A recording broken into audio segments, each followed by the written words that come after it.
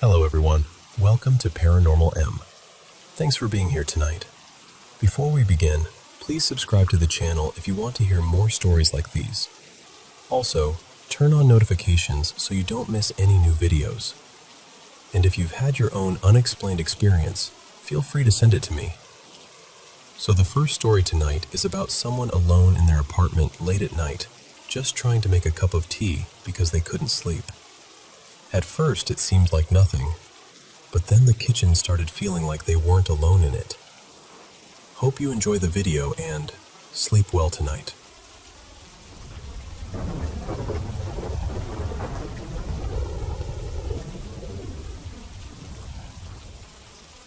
You know, something happened not too long ago that still gets under my skin whenever the apartment goes quiet at night. It was sometime after midnight. I live alone in a pretty small apartment, and I couldn't sleep, so I figured I'd make myself some tea and try again. My kitchen is tiny, nothing special.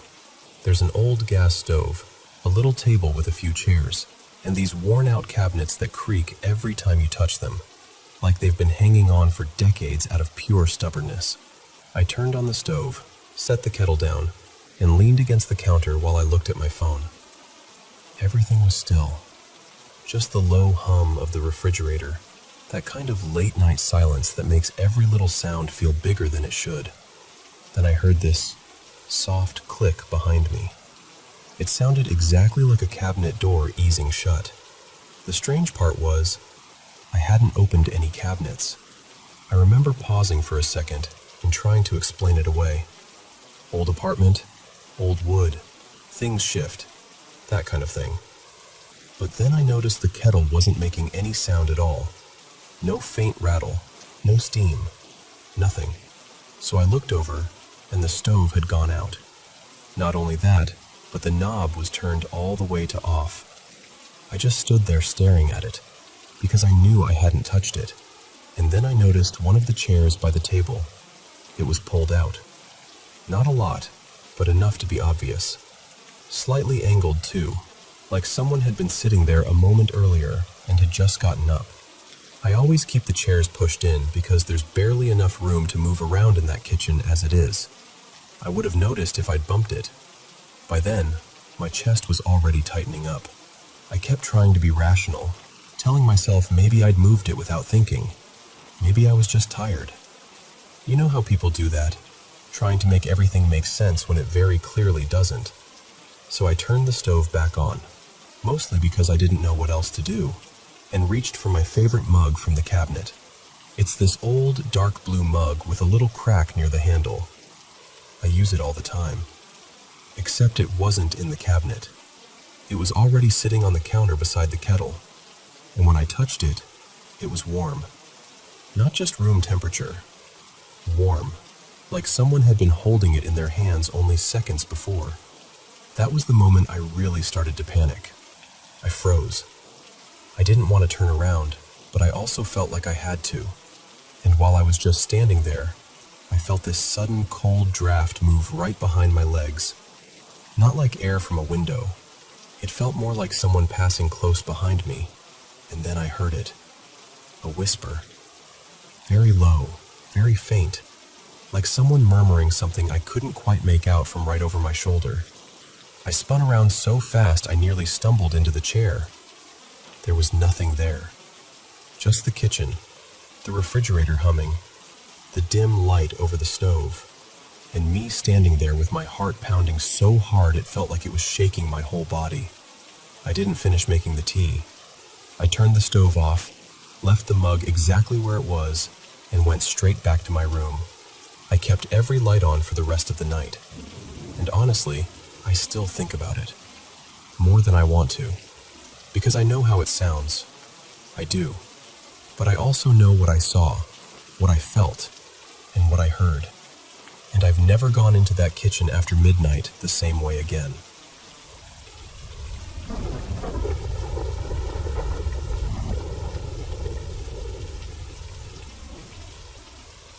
This happened around 5 years ago, and even now, I still get chills when I think about it. My aunt had just moved into a new apartment in this quiet residential complex, and it was during the summer, right before I started high school. I went to stay with her for a couple of weeks. The apartment had 2 bedrooms.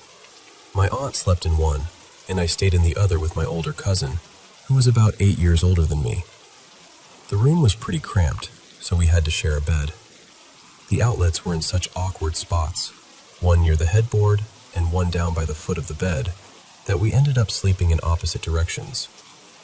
My cousin slept with her head near the top of the bed, and I slept with mine near the bottom. Right above her side of the bed, there was this big window that looked out toward another apartment building in the same complex. From where I was lying, I could see directly into one of the apartments across from us.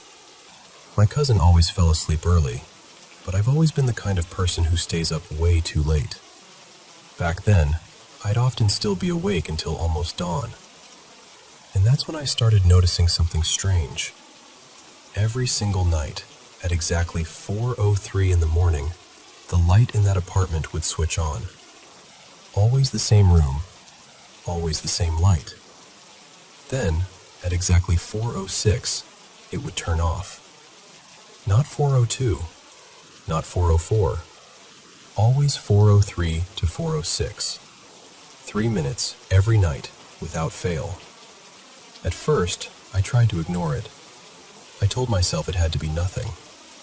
But after seeing it happen again and again with that same eerie precision, I couldn't stop thinking about it. One night, I asked my cousin to stay up and watch it with me. She didn't really believe me at first, but she agreed. And sure enough, at 4:03, the light came on. At 4:06, it went off. The look on her face told me everything. She was completely shaken. The next morning, she told my aunt, and after that, all 3 of us couldn't stop talking about it. We were unsettled, obviously, but more than anything, we wanted to understand what was going on. A few days later, we worked up the nerve to go over there and ask. A woman, probably in her 40s, opened the door. She seemed gentle and soft-spoken, but exhausted in a way that was hard to miss. She explained that she was the daytime caregiver for the woman who lived there, an elderly lady in her 80s who had been left completely paralyzed after a stroke. She said the woman could only move her eyes and mouth. She had no husband, no children, no close family around. Just a very small pension that barely covered basic care. The caregiver could only stay from 6 in the morning until 11 at night because there simply wasn't enough money for overnight help. So every night, from 11 p.m. until 6 a.m., that woman was alone. Then the caregiver told us something that made the whole thing even harder to process. The elderly woman had a serious condition with her eyes. She was extremely sensitive to light, so much so that she had begged the caregiver never to turn on the lights inside the apartment unless it was absolutely necessary, especially not during the night. But we had watched that light turn on night after night, and according to the caregiver, the woman never even left her bedroom. I remember all of us going quiet after that. We thanked her, probably a little too quickly, and just left. I still can't explain what we saw. It was the consistency that got to me. The exact timing, every single night. And then the strangest part of all, it stopped completely not long after the old woman passed away. To this day, my aunt, my cousin, and I still talk about it sometimes, trying to make sense of it, and none of us ever can. But whatever it was, I've never forgotten it.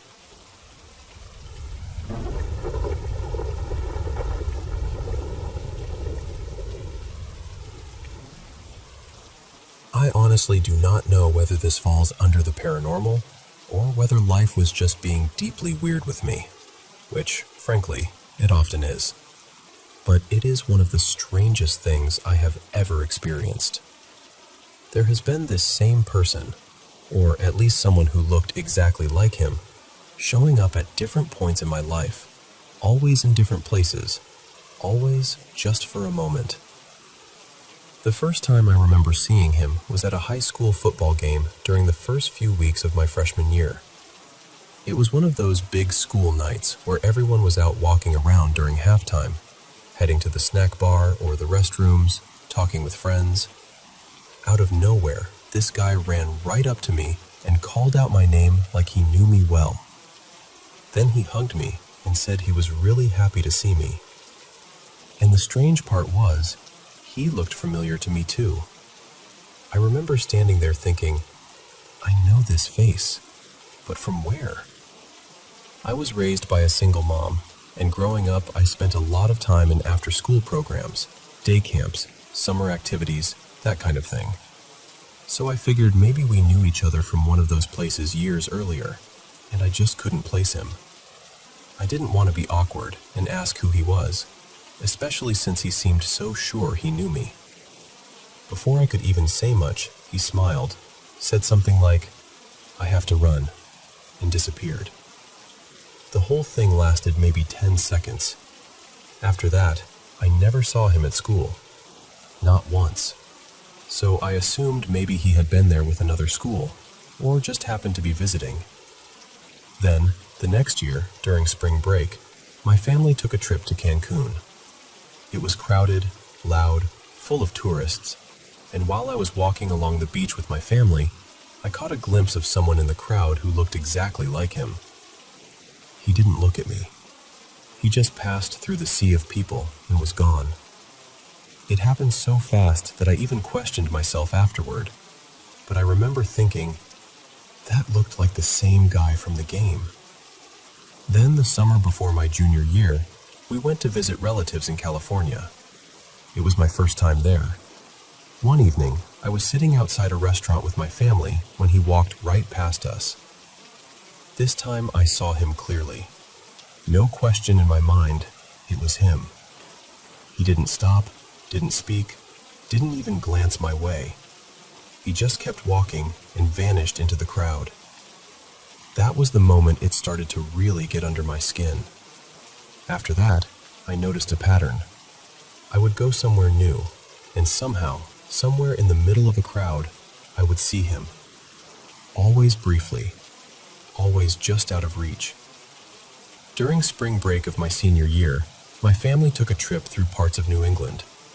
We stopped in Boston, Newport, Vermont, and Maine. And in every one of those places, the same thing happened. I would be out with people, look up, and there he was, walking past like he belonged there. And then, seconds later, gone. I saw him again during my first year of college, in a completely different state from where I had grown up. It was at a huge welcome ceremony for new students. I was sitting there among this massive crowd, and somehow I spotted him sitting off in the distance. I never saw him anywhere else on campus after that. The last time I saw him was years later, during my junior year of college, when a group of friends and I went to New Orleans for Mardi Gras. Same kind of moment. Busy street, packed crowd, noise everywhere, and then, suddenly there he was, just walking by.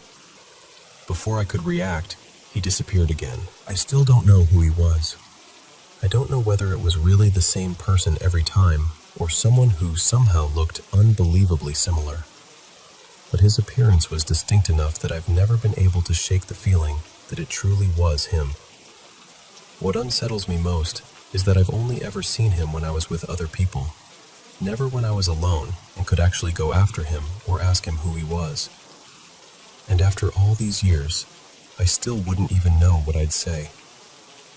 I just know that, for a stretch of my life, there was this familiar stranger who kept appearing wherever I went, only long enough for me to notice him and wonder what on earth it meant.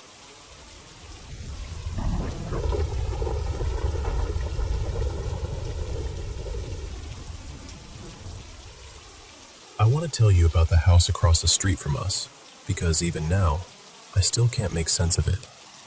When we moved into this neighborhood about 4 years ago, I honestly thought that place was empty. The driveway was half blocked by this huge old tree, like someone wanted to keep people out on purpose.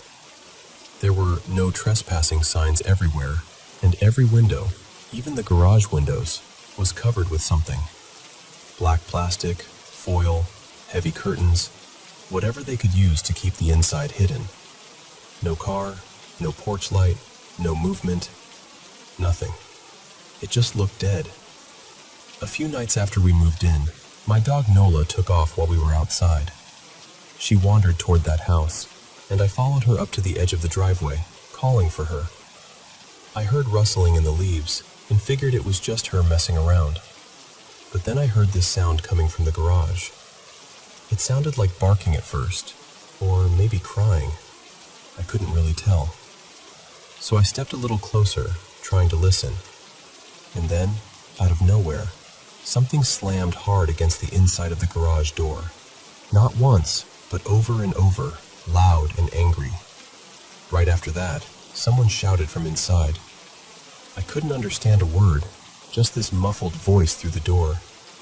I panicked. I turned around and ran. A second later, Nola came flying back after me like she'd been spooked too. To this day, I still have no idea where she had actually gone. After a while, we realized somebody really did live there. A man, probably in his 40s or 50s, always by himself. We never had a real conversation with him. Just one moment, one afternoon, and it still burned into my mind because it was the only time I'd ever seen him out in daylight. He was walking his bike past our house, and Nola barked and trotted toward him. He didn't flinch. He just looked over calmly and said, "She bites, doesn't she?" Then he kept going like that was the most normal thing in the world. After that, I started noticing his routine. He'd leave the house around 10:30 or 11 every night. He always rode this bike with no lights on it, completely in the dark. Then he'd come back around 6:30 or 7 in the morning, just before sunrise. And the strangest part was, he never turned on a single light. Not once. That house stayed sealed up and blacked out all the time. Over the years, it almost turned into this creepy little joke in our family. We called it the ghost house. It was unsettling, sure, but it was predictable. And after a while, predictable starts to feel normal. Then last night happened. I was upstairs in my little girl's room, rocking her to sleep, and it was sometime around 11. Out of the corner of my eye, I noticed this bright flashing light outside. At first I thought maybe it was a car, or somebody working on something, so I ignored it. But when I stood up and looked through the window, I saw it was coming from that house. It was flashing from inside, sharp bursts of light, almost like welding or some kind of strobe. But that wasn't even the part that got to me most. Above the roof, in the sky just over that house, there was this strange flickering glow in the clouds. It looked almost like heat lightning, but it was only there, only above his roof. The rest of the sky was dark and still. No storm, no thunder, nothing else around it. Just that strange, restless light. The house itself stayed dark except for those flashes from inside. After a while, the flashing stopped. Then I could see one thin strip of light through whatever was covering one of the windows, probably from a lamp in a back room. I could make out someone moving behind it. And then that light went out too. I went downstairs and told my husband, because I needed somebody else to see that I wasn't imagining this. We stood there at the window together, just staring across the street, trying to make sense of it. Then suddenly I saw movement. Someone came tearing away from the side of the house so fast I thought, for one awful second, that somebody was running for their life. I nearly screamed. Then I realized it was him. He was on his bike, already gliding down the street in total silence. No light, no sound, just gone into the dark like he always does. And that's what gets me. I've been watching that house for years. Never once saw a light on inside. Never once saw visitors. Never once saw anything that felt ordinary. Then, all at once, in one night, something happens that feels so wrong and so deliberate that I still can't shake it. I know how this sounds. I do. But whatever I saw, it didn't feel random. It felt like I caught a glimpse of something private, something I was never meant to witness. And the strangest part of all, my baby was restless the whole night after that. Tossing, waking, fussing, like she could feel that something was off too. Maybe that part is just me being scared. But I'm telling you, that house does not feel the same anymore.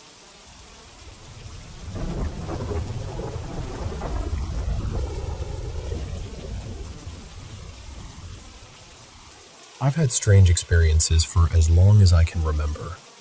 I'm 21 now, and over the years I've learned to explain some of it away. Anxiety, an overactive imagination, too many late-night horror videos. All the usual things people lean on when something doesn't make sense.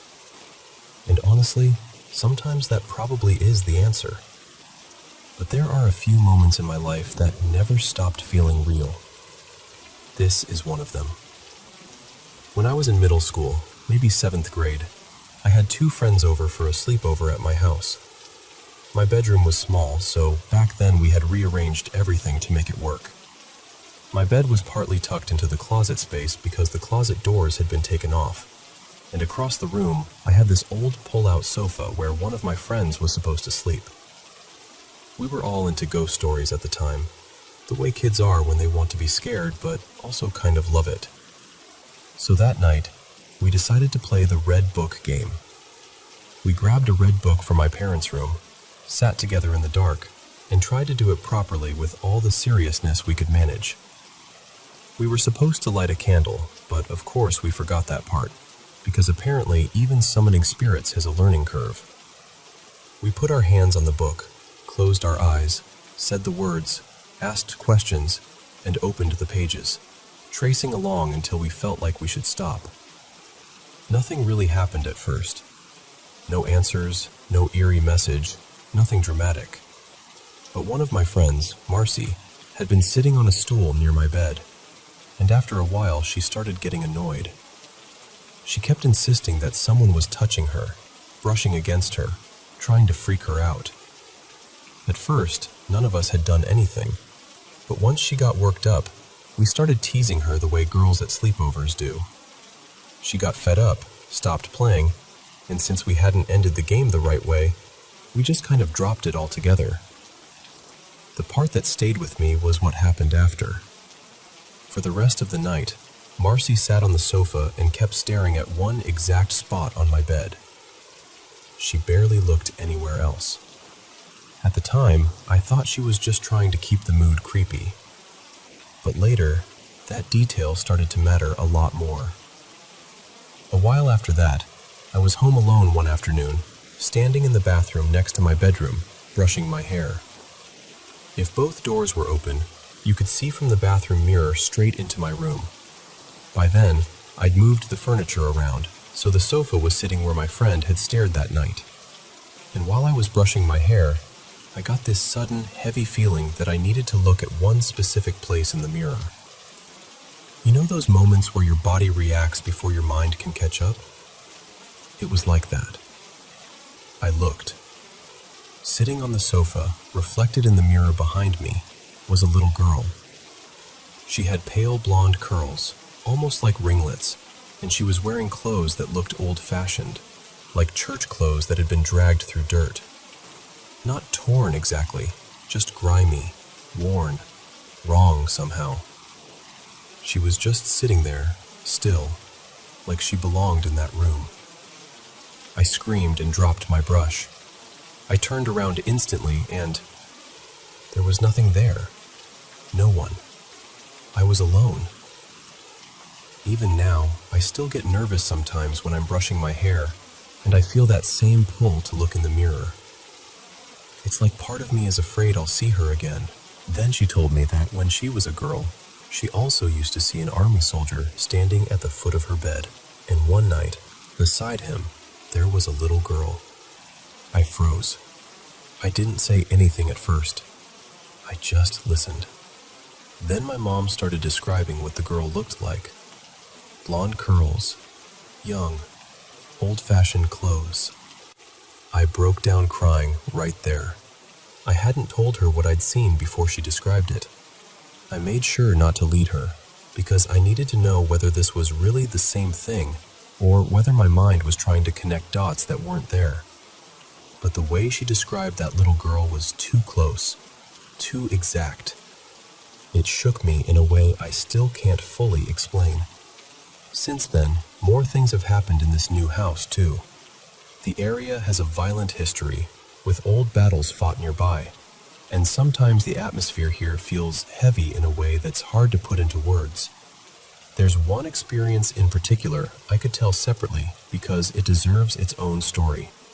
But after hearing everything, my grandfather told me something that unsettled me even more. He said that on my mother's side of the family, people have always seen more than most. He said it goes back generations. Seances, spirit boards, trying to contact whatever's on the other side. People in the family apparently did all of that. I'm a devout Catholic, so hearing that didn't sit well with me at all.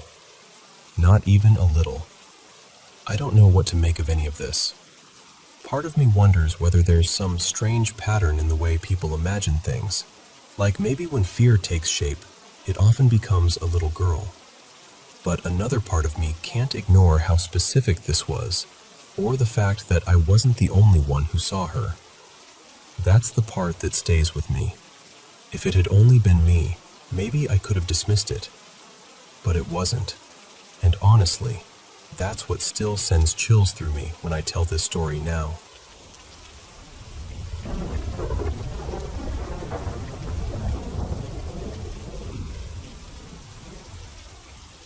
Hey, I need to tell you about something that's been weighing on me, because this past week in our new house has felt off in a way I can't quite explain. My husband and I moved in just over a week ago, and ever since then, there have been all these strange little things happening that keep piling up in my mind. The house itself has a history. It was custom built years ago by the original owner, an older woman named Vera, who passed away sometime around 2015. From what we heard, she was a great-grandmother, and people seemed to remember her warmly. We ended up buying the house from an older man who was moving into assisted living. He was still healthy enough to drive himself to closing, and while we were waiting on paperwork, we sat and talked with him for a while. He was unusual.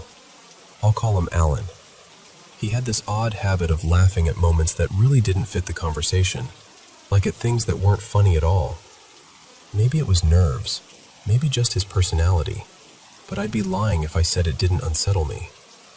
He told us he'd lived there alone for more than 20 years. Never married, no kids, just him in this big 3-bedroom house with a huge yard he never really used. Before closing, there had been an estate sale at the house. My daughter is learning piano, and there was this beautiful piano in the room that would eventually become hers, so I went by to see it. We bought it, and while I was there, I noticed people were coming in from all over, some from out of town, and they were practically scrambling to buy up Alan's old sound equipment. Not just a speaker or two either. I'm talking serious vintage gear, tall speakers, microphones, instruments, recording equipment. At closing, I mentioned how much interest there had been and asked if he'd worked in audio or music. He told me he'd been a computer scientist and that sound was just a hobby. So I asked what he meant by that, and he casually said he liked doing jigsaw puzzles while listening to music. That answer just didn't match what I'd seen. You don't usually collect that kind of equipment just to do puzzles in the background. But I let it go. Some people don't like explaining themselves, and that's their business. What made everything feel even stranger was the condition of the house. He sold it to us below asking price, even though it was in excellent shape. But then there were these little odd details everywhere. There was a shed out back that he claimed he had never opened. A spotless oven that looked brand new, like it had never been cooked in. The original microwave and dishwasher from the 80s, which he also said he'd never used. And then there were these old zippered bank bags full of personal papers, family photos, and even death certificates that he just left behind. It felt like stepping into a life that had been quietly sealed up and abandoned in pieces. Then a few nights ago, something happened that I still can't make sense of. My 14-year-old daughter and I were standing in the hallway when we both saw my husband walk into our bedroom. I had a question for him, so I went after him, and my daughter followed right behind me. We both watched him go into the bathroom connected to our bedroom. I called out to him, but he didn't answer. So I stepped into the bathroom, and it was empty. Completely empty. I turned to my daughter and asked, "Did you see him go in there too?" And she immediately said, "Yes." That's the whole reason she came with me. We searched the house, confused and honestly a little shaken, and finally found my husband downstairs in the basement doing laundry. He had never gone into the bedroom at all, and that's not even all of it. I've also seen what looked like a person standing in the stairwell. Not a shadow, not a quick flicker, but a full figure. I looked away for a second, and when I looked back, it was gone. My daughter said she's experienced something similar too. More than once, one of us has felt certain someone was in the house, only to realize nobody was there. At this point, we're all rattled. Even the dog seems on edge. We've gotten so unsettled that we called a local priest to come bless the house, and now I'm sitting here wondering whether I should actually tell him everything we've seen. Part of me feels ridiculous even saying it out loud, and another part of me knows we're not imagining how deeply uneasy this has all made us feel. I don't know what's going on in this house. I don't know whether these things are connected, or whether there's some explanation we just haven't found yet. I only know that something about this place doesn't feel right, and right now, my whole family feels it.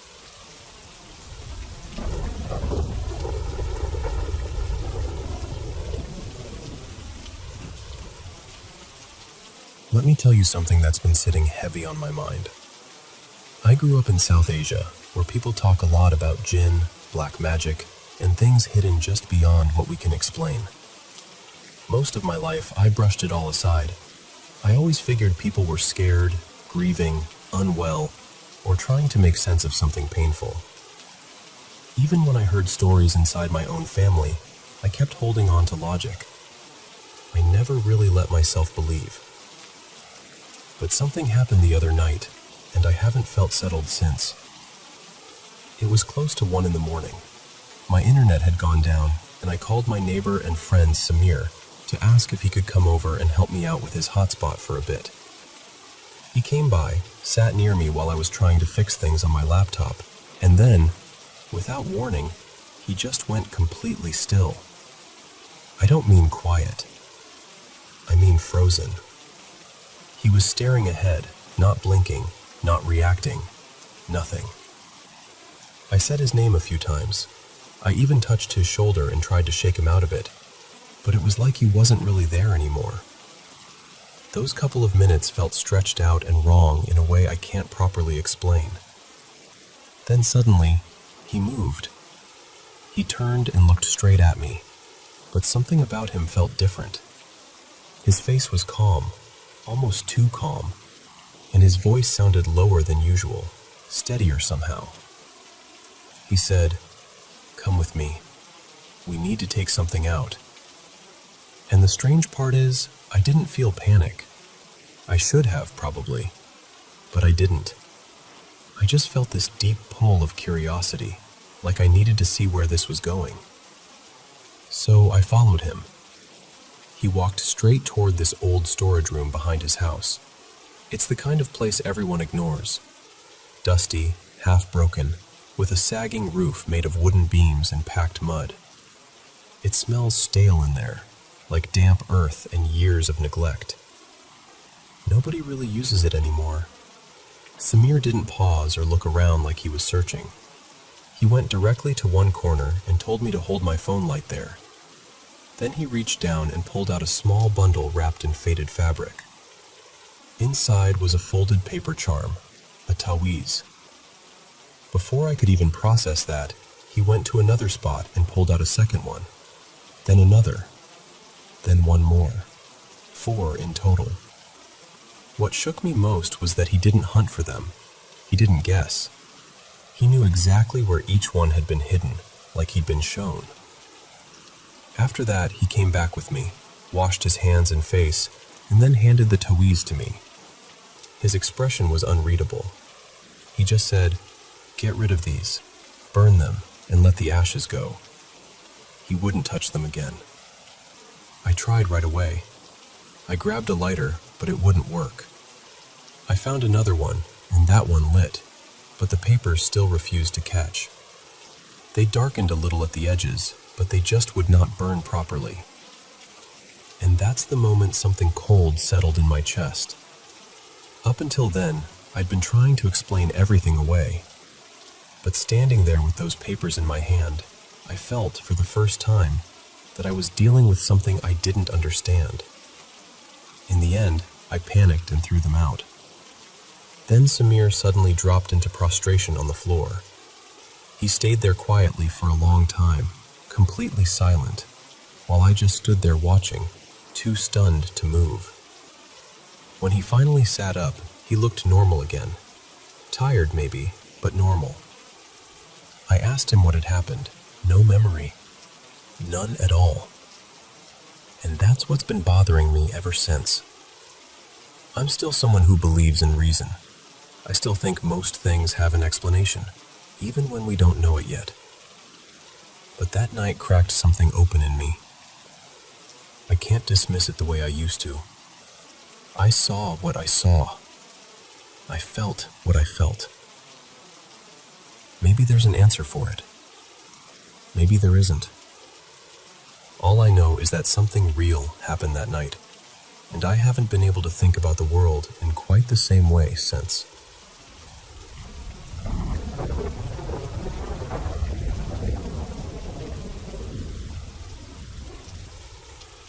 I need to tell you something that's been weighing on me, because I can't shake the feeling that something is deeply wrong where I live.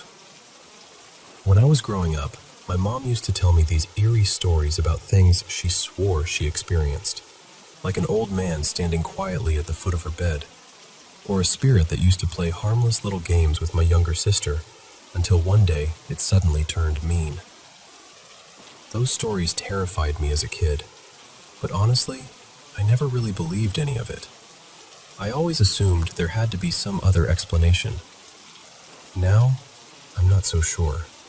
I'm 22, and about a year ago, I moved out of the tiny town I grew up in, one of those blink and you miss it places, and into a bigger town that still feels incredibly isolated. It's the kind of place with old streets, towering trees, and these beautiful, worn-down Victorian houses scattered everywhere. I ended up renting a small apartment inside one of those huge old homes that had been divided into several units. It's gorgeous, full of character, and it's only a few blocks from my job, so at first, it felt perfect. For the first couple of months, nothing seemed off. Then little things started happening. I'd walk into the kitchen and find cupboard doors hanging open, even though I'm the type of person who notices everything and always closes them. A few times I found my apartment door unlocked, which genuinely rattled me, because I'm obsessive about checking locks. I don't forget things like that. One night, I was sitting in my room gaming, headphones on, no sound anywhere except what was in my ears, when both my cat and I reacted at the exact same moment to the sound of a doorknob turning. It was so clear, so deliberate, that I immediately got up and checked both the front door and the back door, thinking maybe someone was trying to get in. But neither one sounded right. Then I turned the knob on my bedroom door, and the second I heard it, I knew. That was the sound. My cat's fur literally puffed up. I laughed about it afterward when I told a friend, because that felt easier than admitting how unsettled I was. I even joked that if there really was something here, it seemed harmless, and that I just told it to leave me alone when it got too creepy. My mom used to say that when I was little, as if spirits could be reasoned with. But things didn't stay harmless. The only thing that happened directly to me that I still can't explain was one night when I was just about to fall asleep. I was in that half-dreaming state, almost gone, when I felt someone lean in close to my ear and whisper one word. Listen. It was a woman's voice. Soft, clear, right beside me. I froze. I didn't sleep much after that. Then this past week, 2 other things came to light, and together they've shaken me more than I want to admit. A while back, I had texted my landlady about something minor, and that was when I found out she'd been admitted to the hospital. I wished her well and assumed she'd recover. I didn't hear anything else after that. Then recently, her husband came by the property to talk with tenants because they were planning to repaint the outside of the building. We got to talking, and he mentioned her again. That's when he told me she had died. Suddenly. Horribly. He didn't go into every detail, but the way he said it made my stomach drop. It had happened not long after that hospital visit. That was unsettling enough. But a couple of days later, my neighbor from the house next door, the one fixing it up himself, walked over to me with a bruise around his eye so bad it barely looked real. I asked him what happened, and he gave this dry little laugh and said, "Try not to fall off ladders." Then he got serious. Not stumbles, not slips, falls. Face first, like his body just gave out. He said it felt as if something hit him or pulled him off balance. Watching it made me sick. He ended up with a fractured bone around his eye and some kind of injury near his heart, but somehow he survived. I haven't been able to stop thinking about any of this. I'm scared in a way I can't really joke away anymore. I don't know whether I'm connecting random tragedies because I'm frightened, or whether there's actually some kind of pattern here. I can't afford to move, so I feel stuck, and that makes it worse. And the strangest part is that now I keep thinking about the woman who lived in the apartment below mine for a few weeks. I barely knew her, but one day I saw her hauling boxes out, and when I asked if she was leaving, all she said was, "I just can't stay here." At the time, I didn't think much of it. Now I do. So that's where I'm at. I live in this beautiful old house on Hawthorne Lane, and every day it feels a little less like a home and a little more like something is watching, waiting, or maybe trying to be noticed. I don't know whether this is grief, coincidence, old house paranoia, or something genuinely wrong. I just know I don't feel alone here anymore.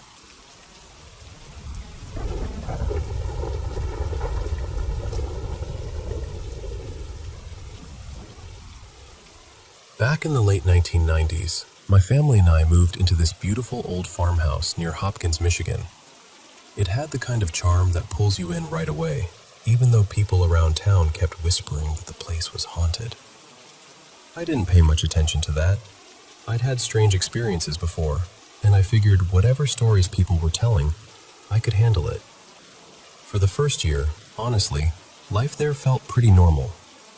My two kids were still little, 8 and 11 at the time, and the house was usually full of noise and energy. But even then, the stories about the place never really stopped. Neighbors told us the last family had been so frightened they'd run out to the porch in the middle of the night. And one year, when my son wanted friends over for his birthday, a few parents refused to let their kids come because they were nervous about the house. Then one Friday night, everything changed. It was around 10 o'clock, and I was on the phone with a friend, telling her about this weird thing that had happened earlier. A glass bottle had suddenly burst on top of the refrigerator for no reason I could explain. While I was talking, I heard this heavy thump upstairs. It sounded exactly like one of my kids had fallen out of bed. I hung up immediately and ran upstairs, completely panicked. But when I got there, both of them were asleep, tucked in tight, peaceful as could be. That stopped me cold. I just stood there for a second, trying to make sense of it. Then, as I started back down the stairs, I heard another sound. This one came from the basement. We had our wood furnace down there, so I knew I couldn't just ignore it. I opened the basement door, and right away the air felt different, colder somehow, heavier. I reached toward the light switch, and just before I touched it, I saw something move. It was a girl. She was dressed in white, with long hair and this flowing gown, and she drifted past the bottom of the stairs so quickly, I almost questioned whether I'd really seen her. But I had. I know I had. I jumped back and slammed the door shut. My whole body was shaking. I remember standing there, trying to decide what to do, torn between fear and this feeling that I needed to go back down. I grabbed a knife from the kitchen, more for comfort than anything, and stood there with my phone in one hand and my heart pounding. When I opened the door again, it felt like the darkness itself was warning me not to come down. I flipped on the light, and there she was again, just at the far edge of it, almost out of sight. I forced myself down the steps. I called my husband at work, but it was too late and no one answered. Then I called a friend, and she told me to check the furnace.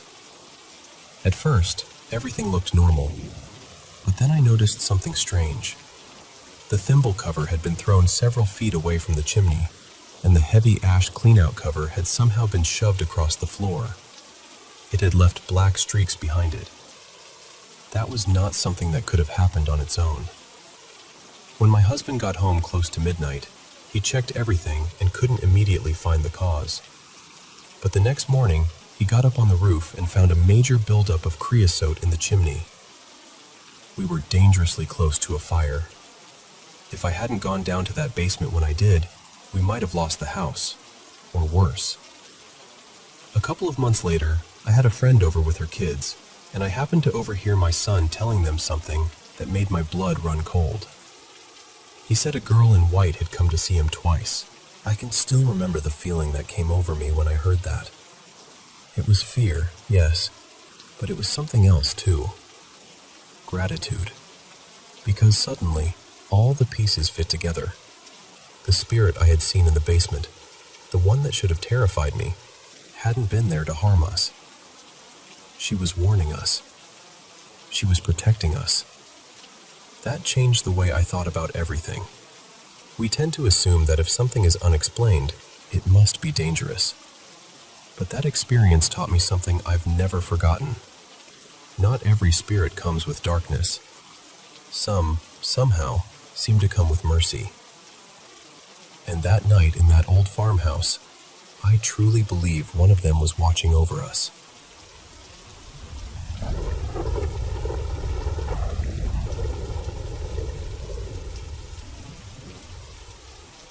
I've wanted to tell you this story for years, mostly because it stayed with me in a way I can't really explain. Even now, thinking back on it gives me that same strange feeling I had as a kid, standing there, not fully understanding what was happening, but knowing it was something I'd never forget. This happened on Christmas Eve in 1986, when I was about 8 years old. That night, I was staying over at my cousin Mara's house. She was living with her mom and sisters at her grandmother's place across town from us, in a suburb near the San Francisco Bay Area. At that point, I was still an only child, so being in a house full of kids and adults already felt exciting and a little overwhelming. Her grandmother's house had a very particular feel to it.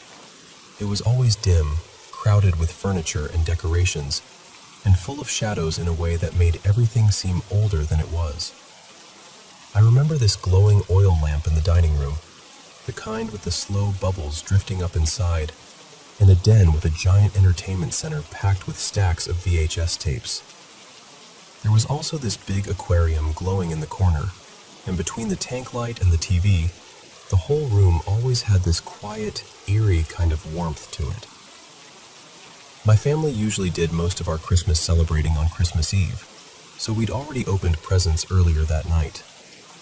I remember bringing some of my new action figures with me, fantasy characters and little vehicles, and Mara and I stayed up playing with them before bed.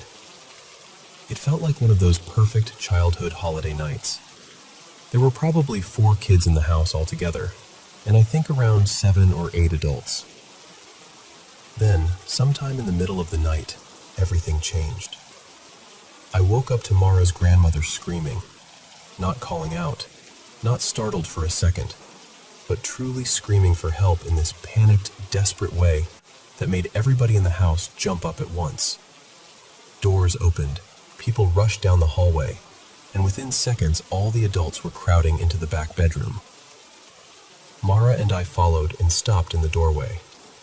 We were small, and with all the adults packed in there, we couldn't really see much. The room was dark except for the hallway light spilling in. Her grandparents were sitting up in bed, facing toward us, and her grandmother was absolutely terrified.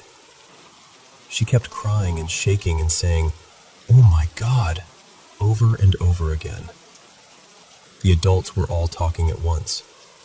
Some were near the foot of the bed, some along the side, and everyone sounded confused, frightened, and loud in that way people get when they're trying to make sense of something impossible. I remember hearing them shout things like, "What is that?" and "Do you see that?" and "It's moving." Those words have never really left me. I kept trying to look past them, trying to see whatever they were seeing, but I couldn't. From where I stood, all I could make out was the dark wall beside the bed and the shapes of people blocking my view. I remember feeling frozen there, more confused than anything at first, and then scared because every adult in that room seemed genuinely shaken. A little while later, Mara's grandmother was helped out into the living room, and everyone gathered there. The kids were kept back, of course, but my mom later explained what had happened as best she could. She said Mara's grandmother had woken up and seen the face of her own mother on the wall beside the bed. Not a vague shape, not a shadow, but a face she recognized clearly. She said it didn't make any sound, but it was there, and it was real enough to send the whole room into panic. I asked my mom about it years later, hoping maybe time had made it seem less strange, or that she'd tell me there was some explanation. But from what I remember, she never really had one. She believed something happened in that room. My mom passed away 10 years ago, and one of the things that still gets to me is knowing I can't ask her about it again. I can't go back and hear the details one more time, or ask the questions I didn't know to ask when I was younger. So that's the story. It's the only experience like that I've ever had, at least directly. My mom and her brothers had their own stories from growing up, but nothing quite like this. And even though I never saw what the others claimed to see, that night has stayed with me all my life. I can still picture myself in that doorway, looking into that dark little room, trying to understand why every grown-up around me was suddenly afraid of something I couldn't see.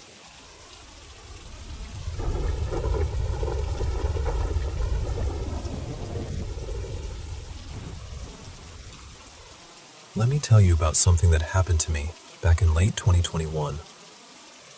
Because even now, I still can't fully explain it. I was home with my sisters and my little brother, who was about 5 at the time, and everything had felt normal at first. Then my phone suddenly died, even though it still had some battery left, and right after that, my charger quit working too. On its own, that wouldn't have meant much. Annoying, sure, but not scary. What scared me was the feeling that hit me next. Out of nowhere, I felt this awful wave of dread. My heart started pounding, I got nauseous, and I had this deep, unmistakable sense that something was wrong. Not in a dramatic way, just in that quiet, sickening way where your body seems to know something before your mind does. A few minutes later, my little brother asked me to wash some carrots for him, so I went into the kitchen. The sink faced this big front window, and while I was rinsing and cutting them, I happened to glance outside. That's when I saw a car pull into the spot right in front of our house. It looked like the same kind of car my stepdad drove, so at first I didn't think anything of it. But then I looked closer. There was a woman sitting in the driver's seat, and she looked exactly like my mom. I don't mean vaguely similar, I mean exact. Same face, same hair, same little birthmark, same sunglasses, same way of carrying herself. But there was something deeply wrong about it, because she didn't look like my mom as she was then. She looked like a younger version of her, like she'd stepped straight out of an old photo from her early 20s. The makeup, the clothes, even the hairstyle felt like they belonged to another time. And I knew my mom was supposed to be at work. She never wore makeup there, never dressed like that anymore, and none of it made sense. She just sat there with the engine running, looking straight at me through the window. Not at my brother, not around the yard, just at me. And she had this small smile on her face that didn't feel friendly at all. It felt wrong, cold, like she knew I could see that something wasn't right. She stayed there for what felt like forever, though it was probably only a couple of minutes. My little brother got excited and started calling out, "Mom!" He ran toward the front door like he wanted to go greet her. The moment he did that, she finally looked away, faced forward, and drove off like nothing had happened. Calmly, smoothly, no rush at all. And after the car pulled away, I noticed dark tire marks left on the street stretching down the block. I remember feeling sick immediately. I begged my sisters to call my mom. They'd been busy with homework and hadn't paid attention when I tried to get them to look outside, so only my brother and I had actually seen her, or seen it. When we finally got my mom on the phone, she told us she had never left work. And later, when she came home, she was in a completely different car, wearing her normal work clothes, no makeup, looking exactly like herself. People tried to explain it away. They said maybe it was a relative, maybe someone who just resembled her. Maybe my mom was somehow joking around. But none of that fit. Her family lived far away. Nobody looked that much like her. And even if by some impossible chance someone did, why would they pull up to my house, stare directly at me, smile like that, and then leave? It didn't feel random. It felt deliberate. I froze. I didn't want to open the door. The sound kept going for what felt like 2 full minutes. Then my little brother opened his bedroom door, and the noise stopped instantly. He told me he'd heard it too. My sister had heard it too. But when we checked, nobody was there. That's the part that stays with me. Not just seeing something strange, but that same warning feeling showing up first, like my body recognized something before I could. I've had people tell me I was tired, or imagining things, or just letting fear get to me. But I know what I felt. I was fully awake. It was the middle of the day when I saw that car. I don't drink, I don't do drugs, and I'm not someone who goes looking for creepy experiences. I'm actually a pretty grounded person. But I still think about that woman in the car, or whatever it was. Because if it wasn't my mother, then what was it? And why did it look at me like it knew exactly what it was doing?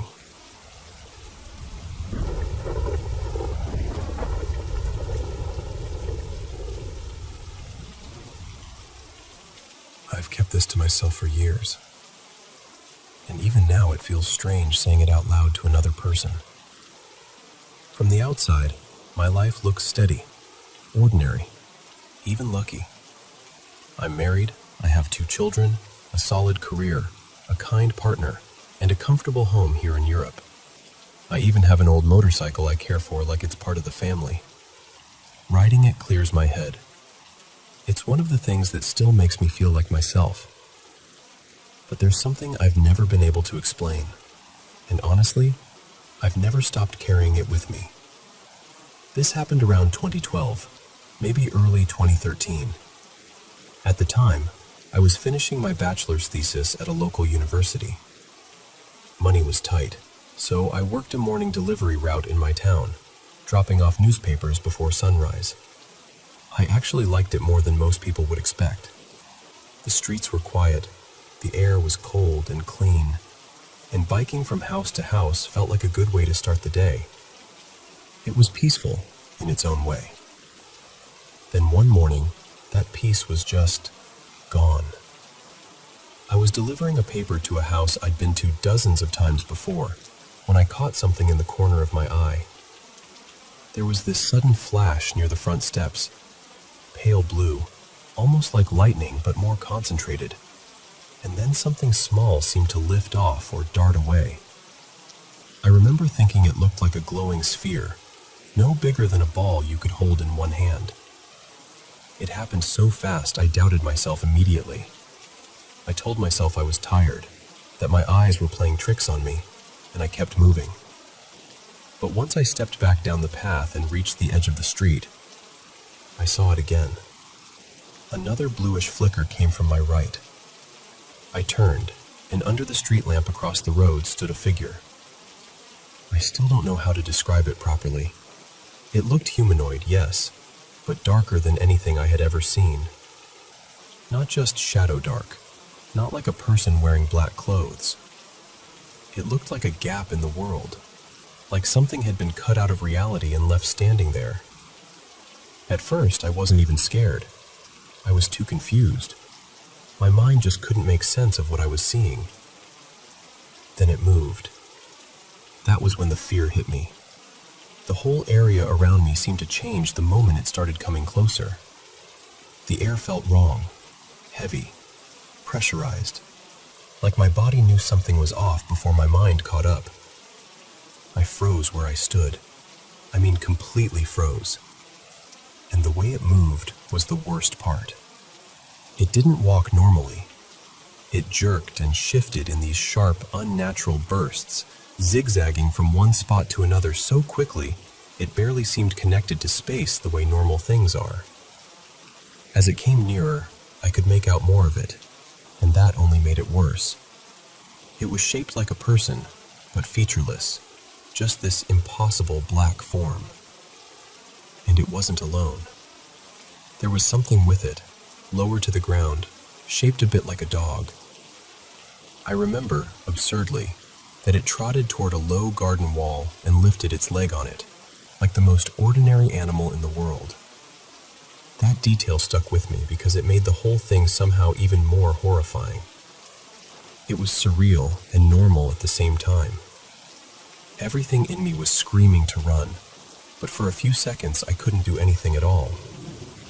I have never felt fear like that before or since. It wasn't just panic. It was total, overwhelming terror, the kind that sinks into your bones. She didn't laugh. She didn't brush it off. She just listened, calmly, kindly, and stayed with me while I tried to explain something I still don't fully understand. And that's the truth of it. I've had a good life, a full life, but there's a part of me that never really left that dark street in the early morning, standing under those lamps, staring at something I still can't explain.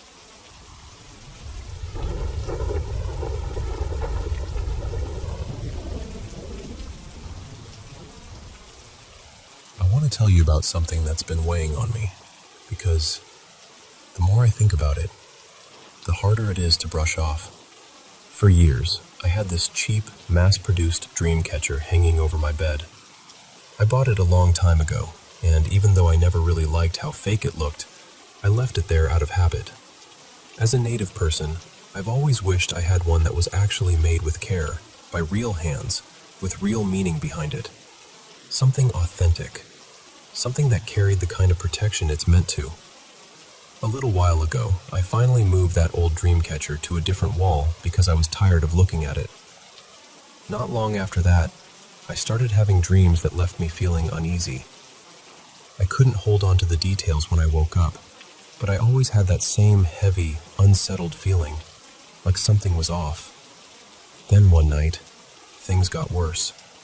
I was having what felt like an ordinary dream, and then I started hearing this faint static somewhere in the background. At first, it was easy to ignore, but it kept getting louder and louder until it swallowed everything else.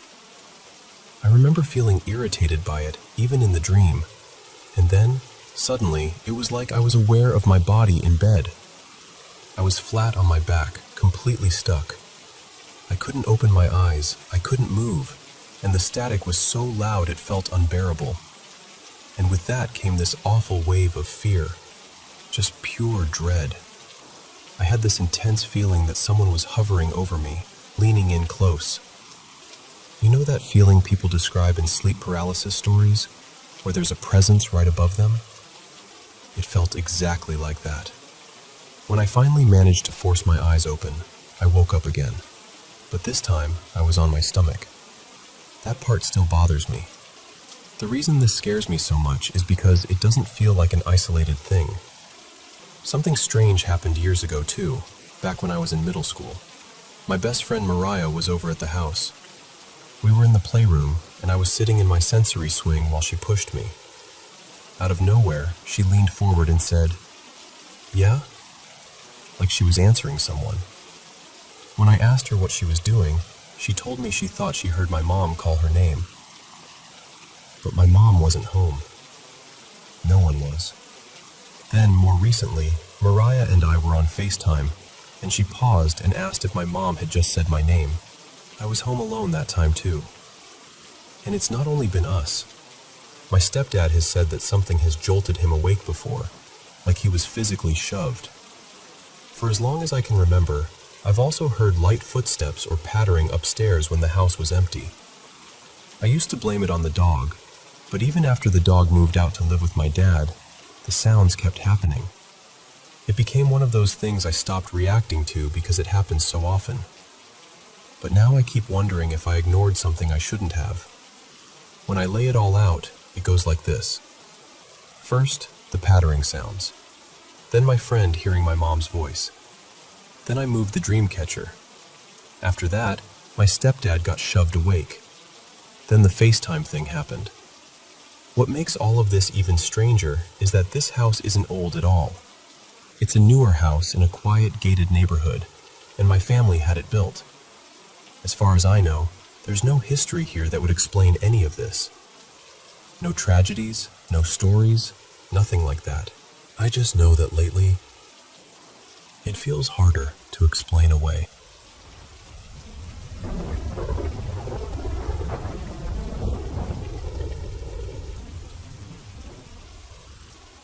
I want to tell you about something that happened when I was younger, and even now, thinking about it still makes my skin crawl.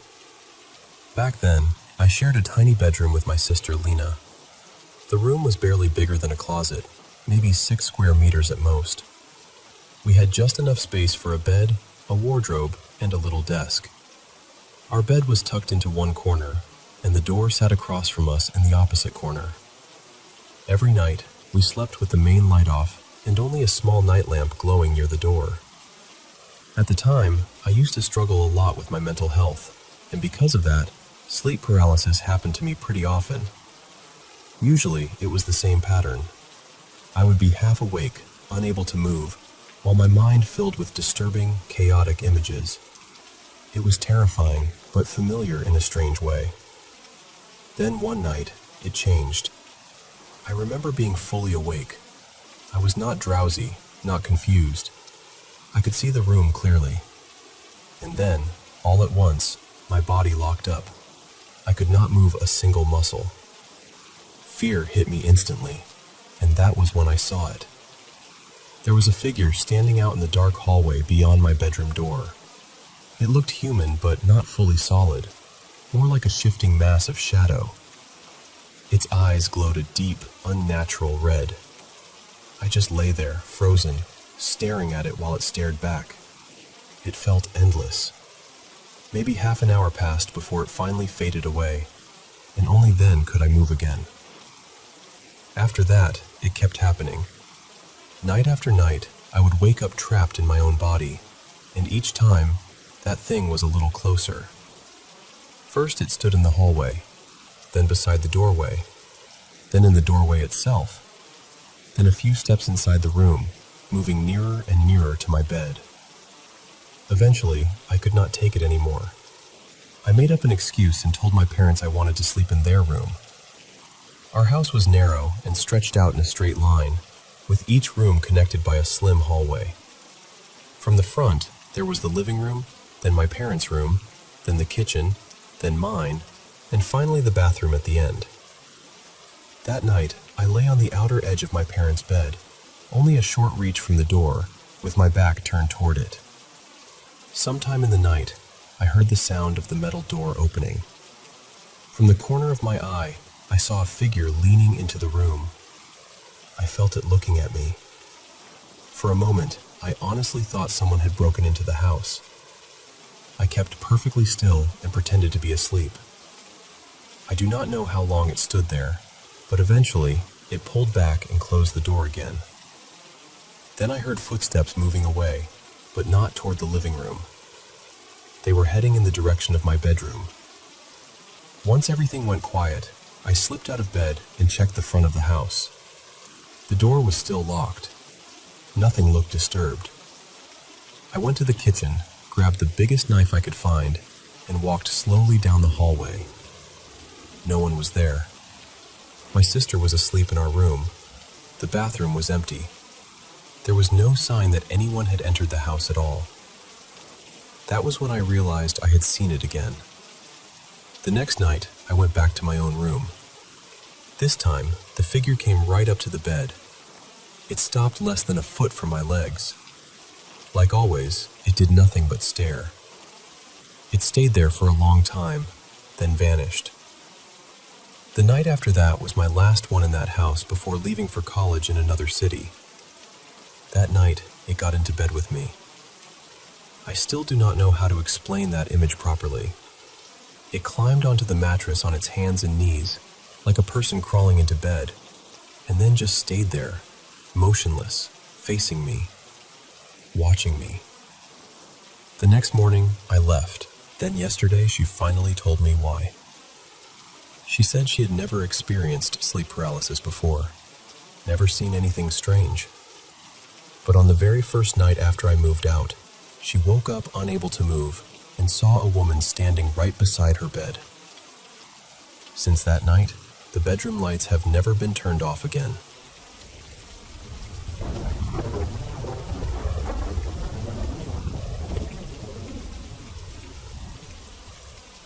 I want to tell you about a place I worked years ago because, even now, I still think about it more than I'd like to. For almost 3 years, I worked for a forestry office that operated out of an old farmhouse in a rural area near the state line. The house was well over 2 centuries old, and you could feel that the second you stepped inside. It had wide pine floorboards, old fireplaces in several rooms, a dirt-packed basement, and one tiny bathroom that looked like it had been added sometime in the middle of the last century. The whole place felt worn in, like it had absorbed every life that had passed through it. From the beginning, I never felt alone there. That feeling would start the moment I came in each morning. It was like the house noticed you. Sometimes there were strange smells drifting through the rooms for no reason at all. Once in a while, it was something soft and almost comforting, like citrus or rose perfume. Other times it was sour and rotten, even when there was no trash, no spoiled food, nothing that could explain it. There was a kitchen downstairs, and more than once we came in to find all the cabinet doors closed, only to hear them suddenly swinging open while no one was in the room. I'd be upstairs working, hear the noise, head down the back staircase, and every cabinet door would be standing wide open, like someone had gone through them all at once. One of the women I worked with had her own way of handling it. If she arrived first, she'd call out, cheerful as could be, "Good morning, everybody." And when the noises upstairs got too bold, she'd speak straight into the silence and tell whatever was there to leave her alone. Funny thing is, sometimes it actually worked. Human beings, as always, negotiating office politics with the dead. The first time I actually saw something with my own eyes happened during a meeting day. I'd gone upstairs to grab something from my bag, and my back was turned to the hallway when I heard footsteps rushing past me. I spun around and saw 2 shadowy figures, one smaller than the other, dart down the hall and disappear into a room at the back. I heard the footsteps the whole way. It wasn't a vague feeling. It was there, and then it was gone. Another day, just the secretary and I were in the building on a freezing morning. The heat had gone out again, which that furnace seemed to treat as a hobby. So we were downstairs huddled near a space heater trying to stay warm. Out of nowhere, we heard heavy boots running from the front part of the house, up the staircase, and across the floor directly over our heads. Loud, fast, deliberate. We both froze and looked at each other, but by then we were so used to the place acting up that all we could really do was wait for it to pass. Even the cleaning staff didn't last. We had a cleaner who worked evenings after we left, and he started writing in the office log that he kept hearing someone call his name while he was vacuuming. Every time he shut the vacuum off, the house would go completely quiet. One night, he decided to knock on the wall to see if something would answer. At first, nothing. Then he tried a little rhythm, and the wall knocked back. He quit not long after that. Sensible man, honestly. My supervisor had a habit of staying late, though never too late after a while. She told me that one evening, while she was alone at her desk facing the hallway, she saw a very tall shadow figure move slowly past her doorway. Not fast like the ones I saw. Slow. Calm. Watching. Another time, she saw a glowing blue orb, about the size of a ball, moving down the hall with this strange electric energy around it, before it slammed into a metal filing cabinet at the end. She was working in one of the larger rooms, the one we all believed had once been the family dining room, and she looked up to see a man standing there. Dark hair, serious face, maybe in his 40s, dressed in clothing that looked straight out of the 19th century. She said he looked just as startled to see her as she was to see him. Light passed through him. Then he turned toward the stairs and disappeared. Not long after that, I was walking through that same room when I heard a woman's voice in my mind, clear and sharp, saying, "This is my house." And I know how that sounds. Trust me, I do. But after learning more about the land, it stayed with me. The property had changed hands more than once because of state projects and land purchases over the years. Families had been pushed off, land had been repurposed, and the house had outlasted nearly everyone who ever tried to claim it. So when I heard that, it didn't feel theatrical. It felt angry, personal. At one point, I started leaving a recorder running overnight in different parts of the house. Two areas gave me the most activity. The oldest downstairs room, which had once been a family sitting room, and the little upstairs rooms that had probably been servants' quarters, one of which was my office. When I listened back to the recordings from the downstairs room, I sometimes heard faint piano music, clear enough to recognize, soft and distant, but unmistakably there. Classical pieces. That same room would also fill, for no reason, with the scent of fresh pine. But not everything on those recordings was gentle. There was also a rough male voice I could never quite make out, and more than once, I heard what sounded like children crying. The words were never fully clear, but it often sounded like one of them was calling for their mother. That part stayed with me more than anything else. You can brush off a lot of strange things, but hearing sorrow like that settles somewhere deep. I ended up doing research at the local records office, going through old deeds, wills, property transfers, handwritten documents from generations back. I traced the families who had lived there, and eventually found a living relative connected to one of them, an elderly woman who had visited the house often as a child in the 1930s. I invited her to see it again, and she came. She remembered the house beautifully. I asked her where the family used to put their Christmas tree, and she pointed to the same old room where I'd recorded the piano music. Then I carefully asked whether one of her relatives, an unmarried uncle who had lived there years ago, had played piano. She smiled and said he had, and that he played wonderfully. That didn't explain everything, not even close, but it explained enough to make the hair rise on the back of my neck. Things kept happening after that. Contractors complained that tools vanished and turned up in places they never would have left them. Visitors had experiences of their own. One woman used the bathroom and swore the closet door in front of her started shaking violently, with the knob rattling like something on the other side was trying to get out. She came out terrified. A lot of it felt mischievous more than cruel. Not all of it, but much of it.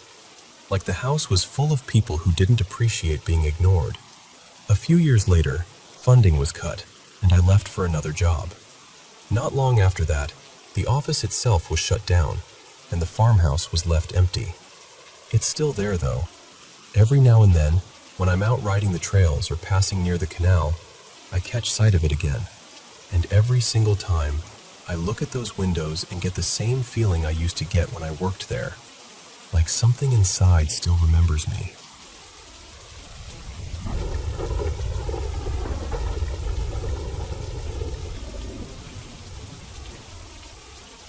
Hello, Paranormal M Channel viewers.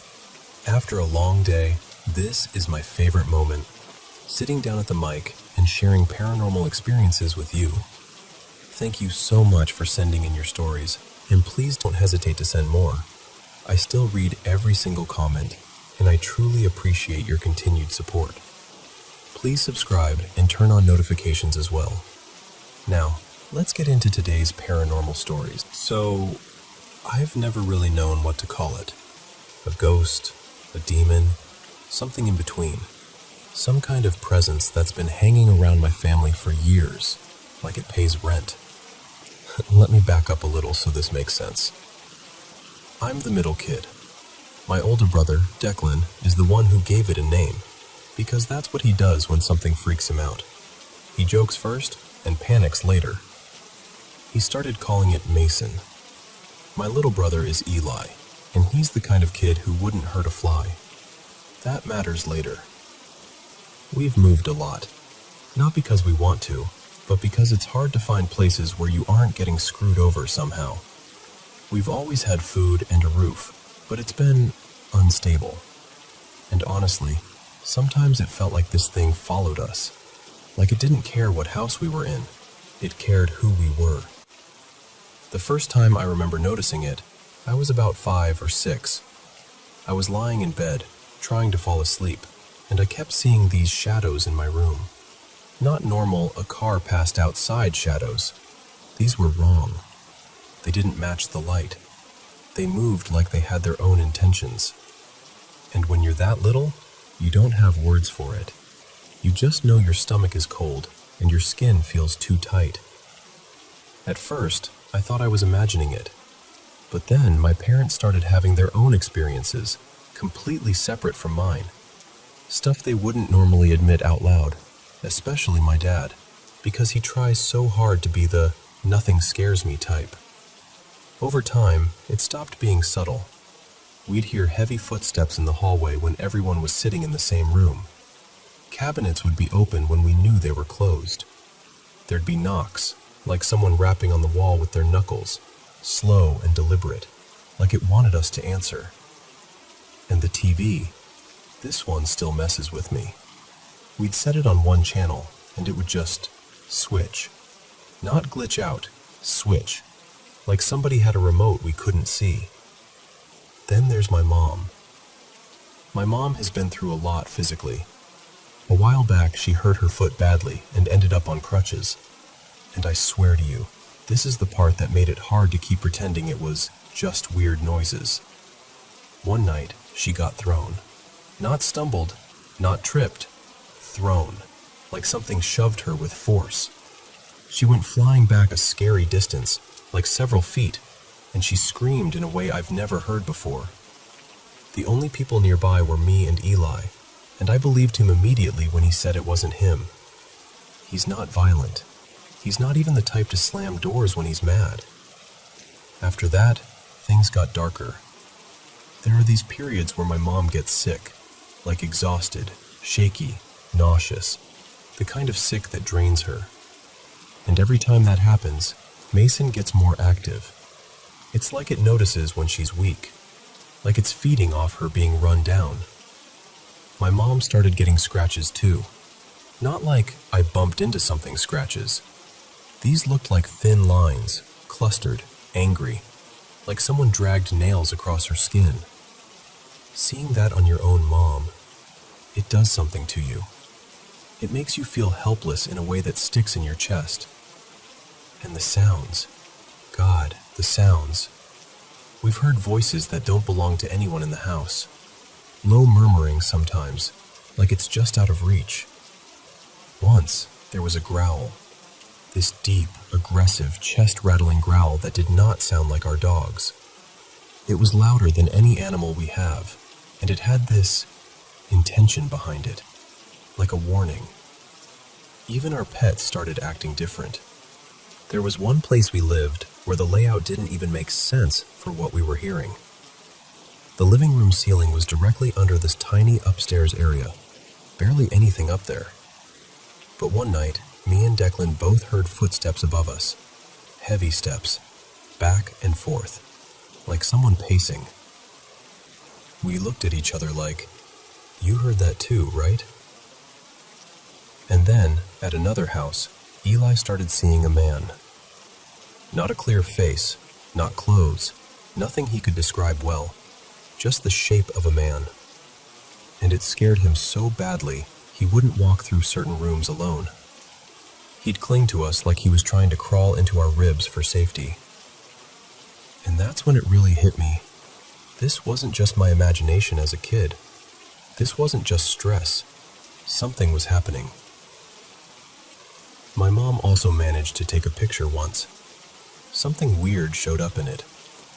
She wouldn't explain it much, just said, "I got it. I got something." And I could tell by her voice she didn't feel triumphant. She sounded shaken.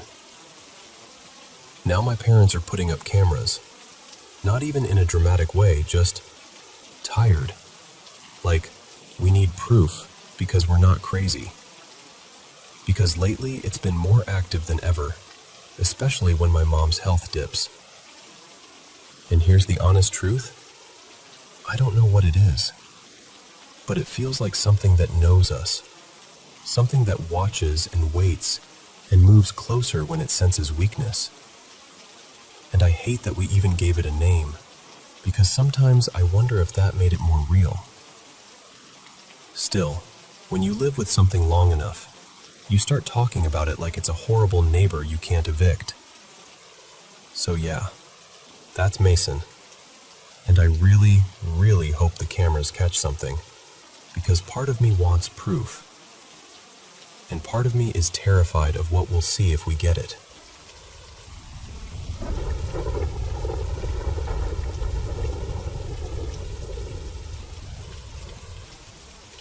So, this morning I woke up to someone calling my name.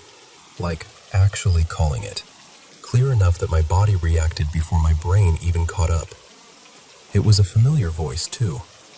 It sounded like Diana, the woman who usually comes by to help take care of my mom. She's here a lot, so the sound of her voice doesn't feel strange in itself. Except for one detail. Today isn't one of her days. So before I even opened my eyes, I had that half-asleep confusion where you're trying to assemble reality out of fog. Like, did I sleep through something? Did she come early? Did I miss an appointment? I sat straight up in bed, heart already doing that small, uneasy sprint. And I'll be honest, my first thought wasn't ghost. My first thought was, what is going on with me? Because over the past year, I've had something else happening too. Knocking. It's almost always 3 knocks. Not during the day, not when I'm wide awake and busy. Always at night. Usually when I'm drifting off, or hovering in that weird in-between space of waking up. Sometimes it's so real I'll hold my breath and wait for it to happen again. And here's the thing. I'm in my late 40s now, and I've noticed little changes. Nothing dramatic, but things like forgetting a word for a second or walking into a room and blanking on why. Normal aging stuff, but enough that it makes me wonder if these experiences are neurological. Like, maybe my brain is misfiring during sleep transitions. Except, there are pieces of this that make it hard to keep it neatly in the "it's just me" box. I rent the whole house from my closest friend, Marissa. Last year, she lost her husband, Evan. It hit her in a way that still sits heavy in the room when she talks about him. Right after he passed, she spent a while staying with me here. And one day, she told me something that made my skin go cold. She said one night she woke up in the guest bedroom, the same bedroom I usually sleep in, because she heard a voice calling her name. And she wasn't vague about it. She didn't say, "It sounded like someone," or "maybe I imagined it." She said she knew it was Evan. And the way she described it, quiet, stunned, almost embarrassed to admit it, made it worse. Like she wasn't trying to convince me. She was just shaken all over again by the memory. Then there's my mom. My mom lives with me, and when she first moved in, there were a couple incidents I tried really hard to explain away. I told myself it could be stress, sleep disruption, maybe her mind doing strange things in the night. She's had anxiety, and I've worried about early cognitive decline before, so I had a whole file of reasonable explanations ready to use. But one night, she woke up yelling, full panic in her voice. When I ran to her room, she was sitting up, trembling, and she said someone had been calling her name. She kept repeating that it was crystal clear, and she looked at me like she didn't recognize her own house. A few weeks later, early morning, we were both just waking up. I walked into her room and she asked me, "Who was here?" I said, "What do you mean?" And she told me she thought I had gotten up to let someone in because she heard knocking. Again, that sure, certain tone, like she couldn't believe I was even questioning it. I tried to reassure her. "No one was here, Mom." But she actually laughed, this sharp little laugh, and said something like, "I know what I heard. There's no way you didn't hear it too." That stuck with me. Not because it proves anything, just because she wasn't confused in that moment. She wasn't dreamy or disoriented. She was confident. She went quiet for a long time. And when she finally spoke, she said, very softly, "I think so too." I asked her why, and she told me she'd seen a shadowy figure, a tall man, standing in her doorway. She didn't dramatize it. She didn't spin it into a story. She just said it, plain as anything, like she was admitting she'd found mold behind the dresser. And I remember standing there thinking, okay, so now what do I do with that? Because yes, my faith matters to me. Back in 2020, I had a real turning point in my life. After that, I went through a stretch where things felt heightened, like the world had a thinner veil for a while. I had several experiences I couldn't easily explain, one after another. But even with all of that, I've never had this kind of thing. Voices calling names, knocks that repeat, multiple people in the same house describing the same sort of disturbances. So now I'm left in this uncomfortable middle place, where part of me wants a clean medical explanation, and part of me is watching the pattern and thinking, this isn't nothing. And honestly, the hardest part isn't fear in a dramatic sense. It's the quiet uncertainty. That feeling when you wake up and for a second you don't know whether you're alone, whether your mind is playing tricks on you, or whether something else is brushing up against your life. That's where I am right now. Just trying to make sense of it, and trying to decide what I believe about what I'm hearing.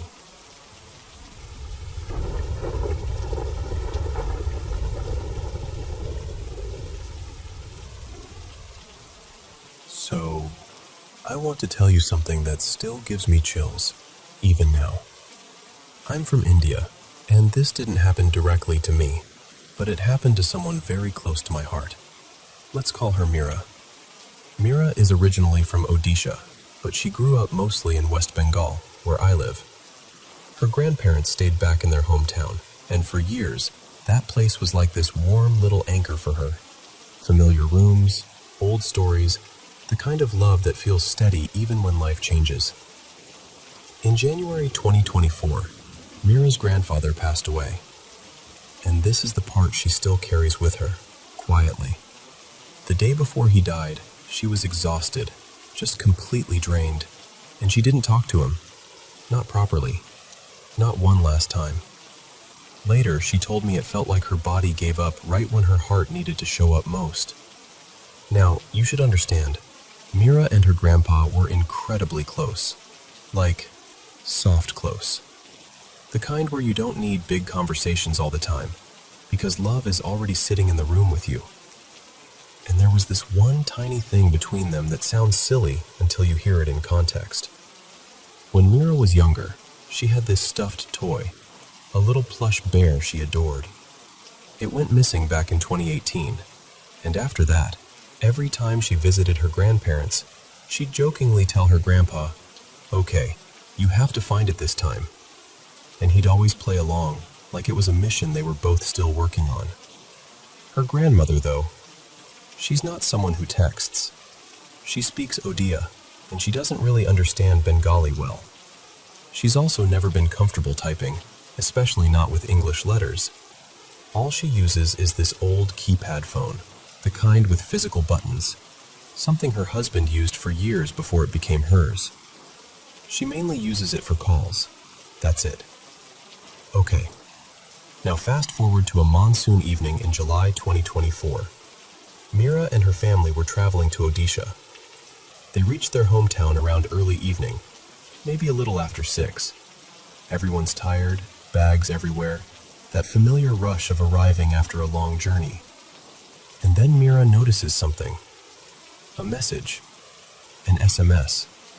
It had been sent from her grandmother's keypad phone to her mother's phone, just minutes before they arrived.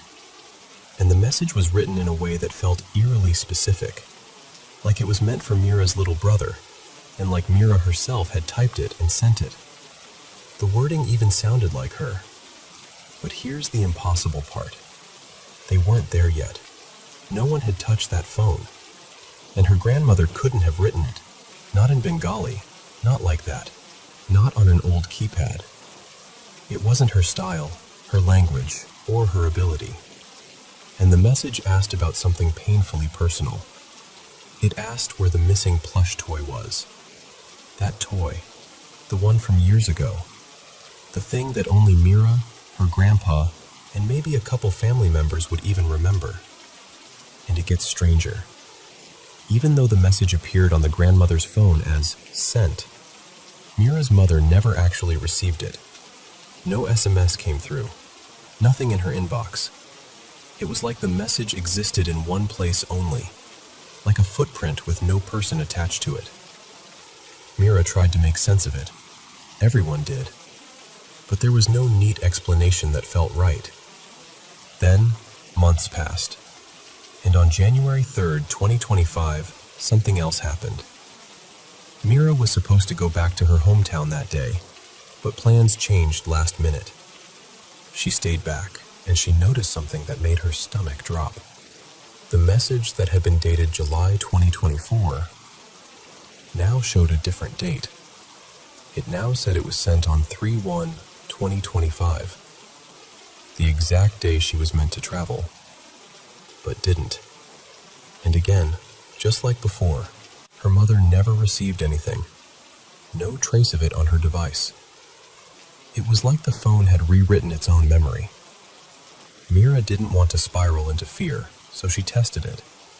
She sent a normal SMS from that same phone, right then and there.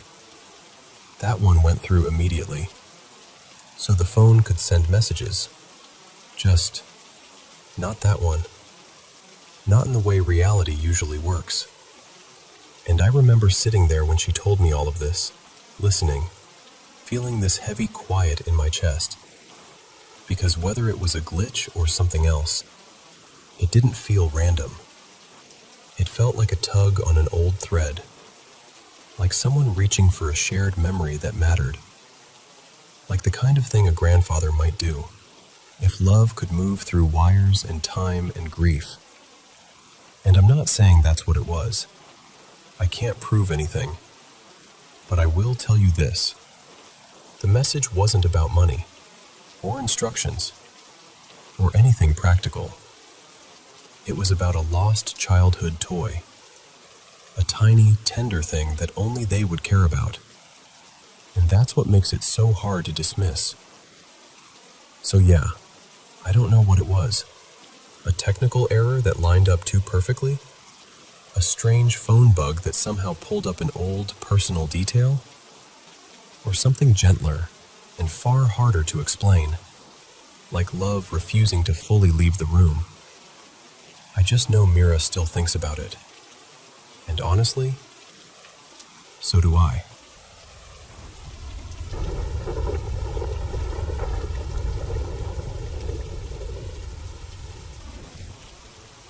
Okay, so here's the backstory. About a year ago, I moved into this place I keep calling an apartment. But honestly, that word feels generous. It's more like the top half of a house. Like a little add-on unit above a family's place. Kind of a duplex situation. The owners, Marisol and Greg, built this upstairs level years ago for their oldest kid, Tyler. And now I'm the one living up here. And I need you to understand something. The place I lived before this? No joke, it had a whole haunted vibe. Stuff happened there that other people noticed too. Like, I wasn't just imagining things in the dark. So when I was moving in here, that topic came up in conversation, and Tyler just kind of smirked and goes, "Yeah, wait until you stay here." At the time, I laughed. I genuinely thought he was teasing me because I just told him about my last place.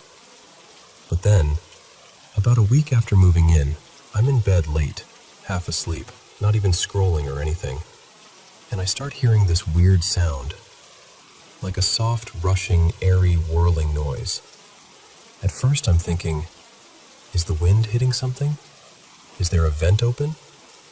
It's subtle, but it's steady enough that I can't ignore it. So I get up, walk out into the kitchen, and that's when I see it. My stove's range hood is on. And not like, oh, maybe I bumped it earlier. No, I know I didn't touch it. And this thing isn't one of those easy toggles. There are 4 settings, and you have to actually press the button in with a little force. It's not sensitive.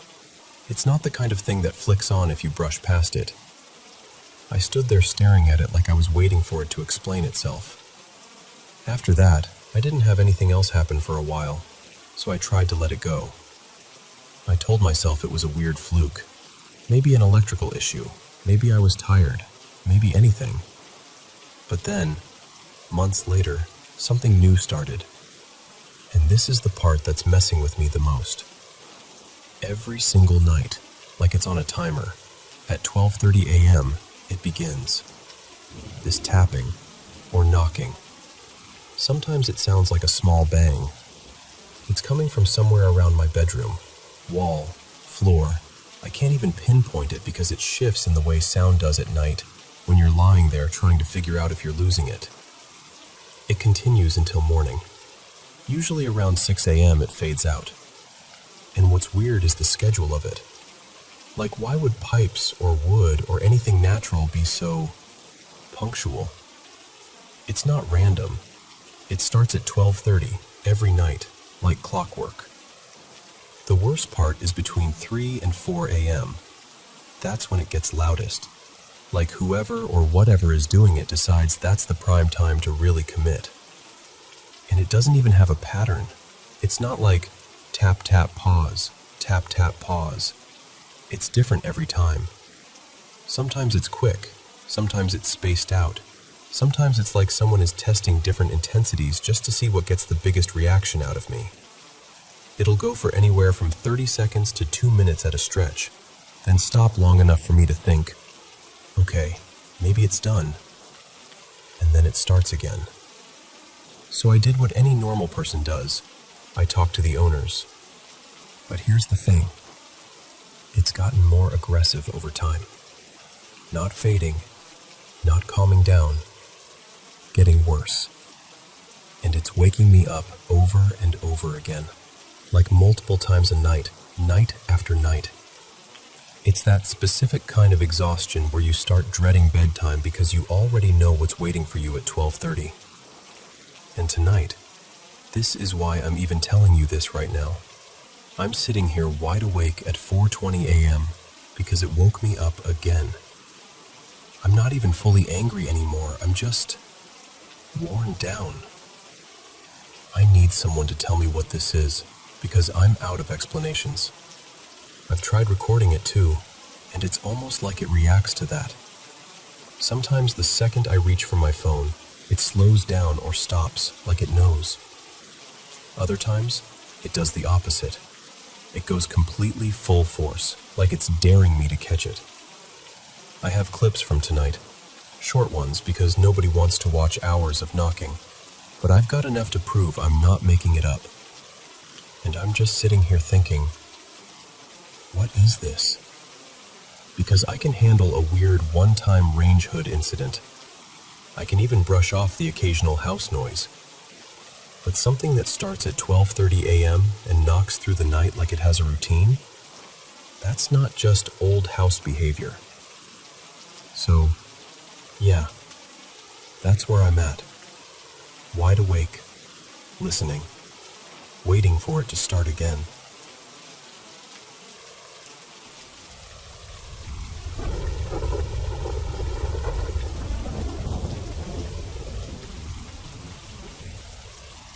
So, I didn't think I'd ever be the kind of person to tell a story like this, but here we are. About 3 years ago, my partner Maya and I moved into this older place. Nothing fancy, just a solid, lived-in house with creaky bones and a history we didn't really think about. It's around 30-something years old, and when we bought it, we joked about how it probably had character. You know, the kind you laugh at while you're still unpacking boxes. Anyway, a few nights ago, Maya sat me down and said, "I need to tell you something, and I don't want you to brush it off." And the way she said it, her voice all careful and tight, I knew it wasn't going to be about a leaky pipe or a weird smell. She told me that ever since we moved in, she's been hearing things. At first, it was small enough that she didn't even mention it. Just the occasional thump from the attic, like a heavy step or something shifting. She'd grab the flashlight, climb up, check the hatch. Nothing. No raccoons, no loose boards, no explanation. The house would just sit there like it hadn't done anything at all. But over the last couple months, it's changed. Not just more often, but bolder. Like whatever it is has stopped being subtle.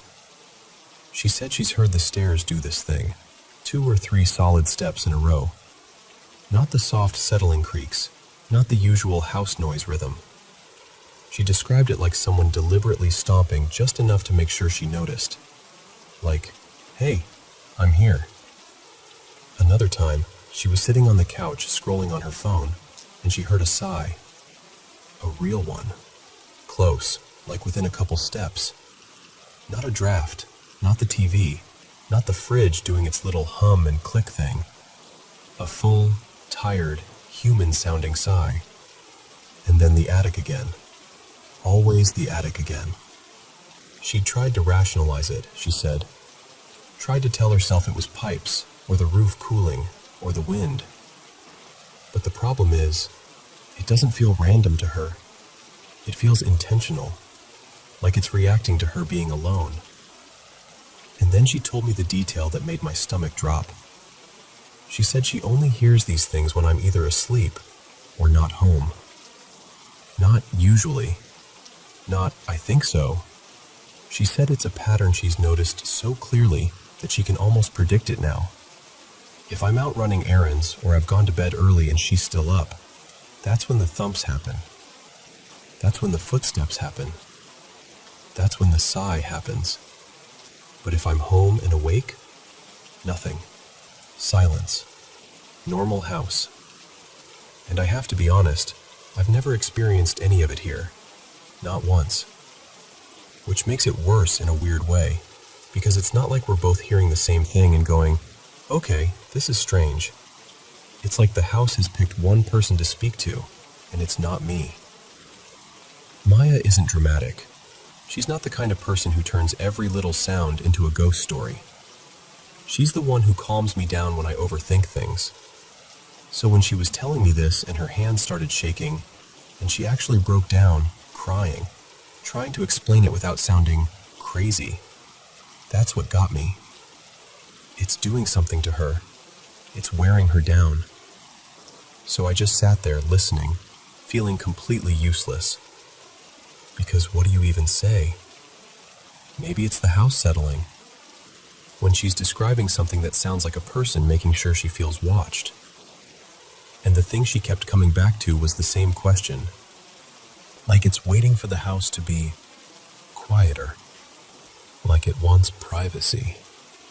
Now, here's the part that makes me feel even weirder admitting all this. I don't have Maya's experiences, but I do have this recurring nightmare. It happens every few months, not often enough to call it constant, but often enough that it sticks with me like a bruise. In the dream, there's this presence, not a person, more like an absence shaped like something. Just thick darkness, like a mass or an energy, and it's chasing me. Sometimes it's chasing me, sometimes it's coming after people I love. And I'm always trying to say prayers or recite something sacred, something I grew up believing had power. But in the dream, I can't. It's like my mouth won't work right, or I can't remember the words, or my voice is trapped in my throat. And I'm running, and I'm panicking, and the darkness is closing in like it's patient, like it already knows I'm not going to be able to stop it. And every time, right when it gets close enough that I feel this cold, final kind of dread, I wake up. Heart pounding, breath sharp, that awful feeling like you've been hunted. It could be just a dream. Stress, random brain nonsense, I know that.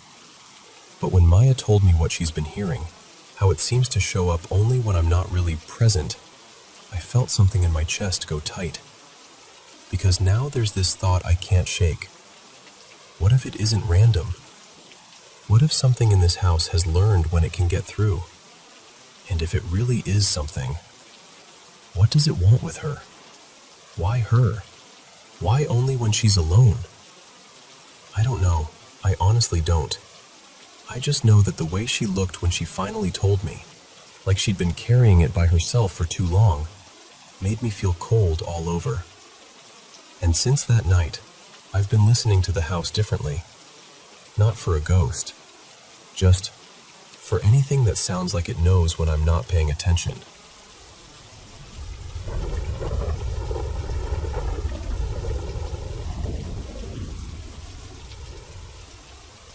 Okay, so I need you to hear me out, because if I say this out loud to the wrong person, I'm pretty sure they'll smile politely and start backing away. I've always believed in the paranormal, not in a every creak is a ghost kind of way, but more like, I think there are reasons things happen. In my head, it's usually one of two things: pain that clings to a place, or something dark that got invited in. Like human spirits stick around because something awful happened, or because they want something finished. And the truly evil stuff? I've always believed it needs a door opened for it. By people, by choices, by invitation. That's why I've always felt safe at home. This house has been my whole life. I'm an adult now, still living in the same home in the southern US. The kind of place where you know every groan of the wood and every little click the HVAC makes in winter. It's always been my family's house. No weird history, no we found old bones in the walls, nothing like that. And we're a faith-heavy household. I used to think that mattered. The only time I ever felt real fear in this house was the normal kind. Like when you're a kid and you watch something scary, and then convince yourself there's a hand waiting to grab your ankle from under the bed.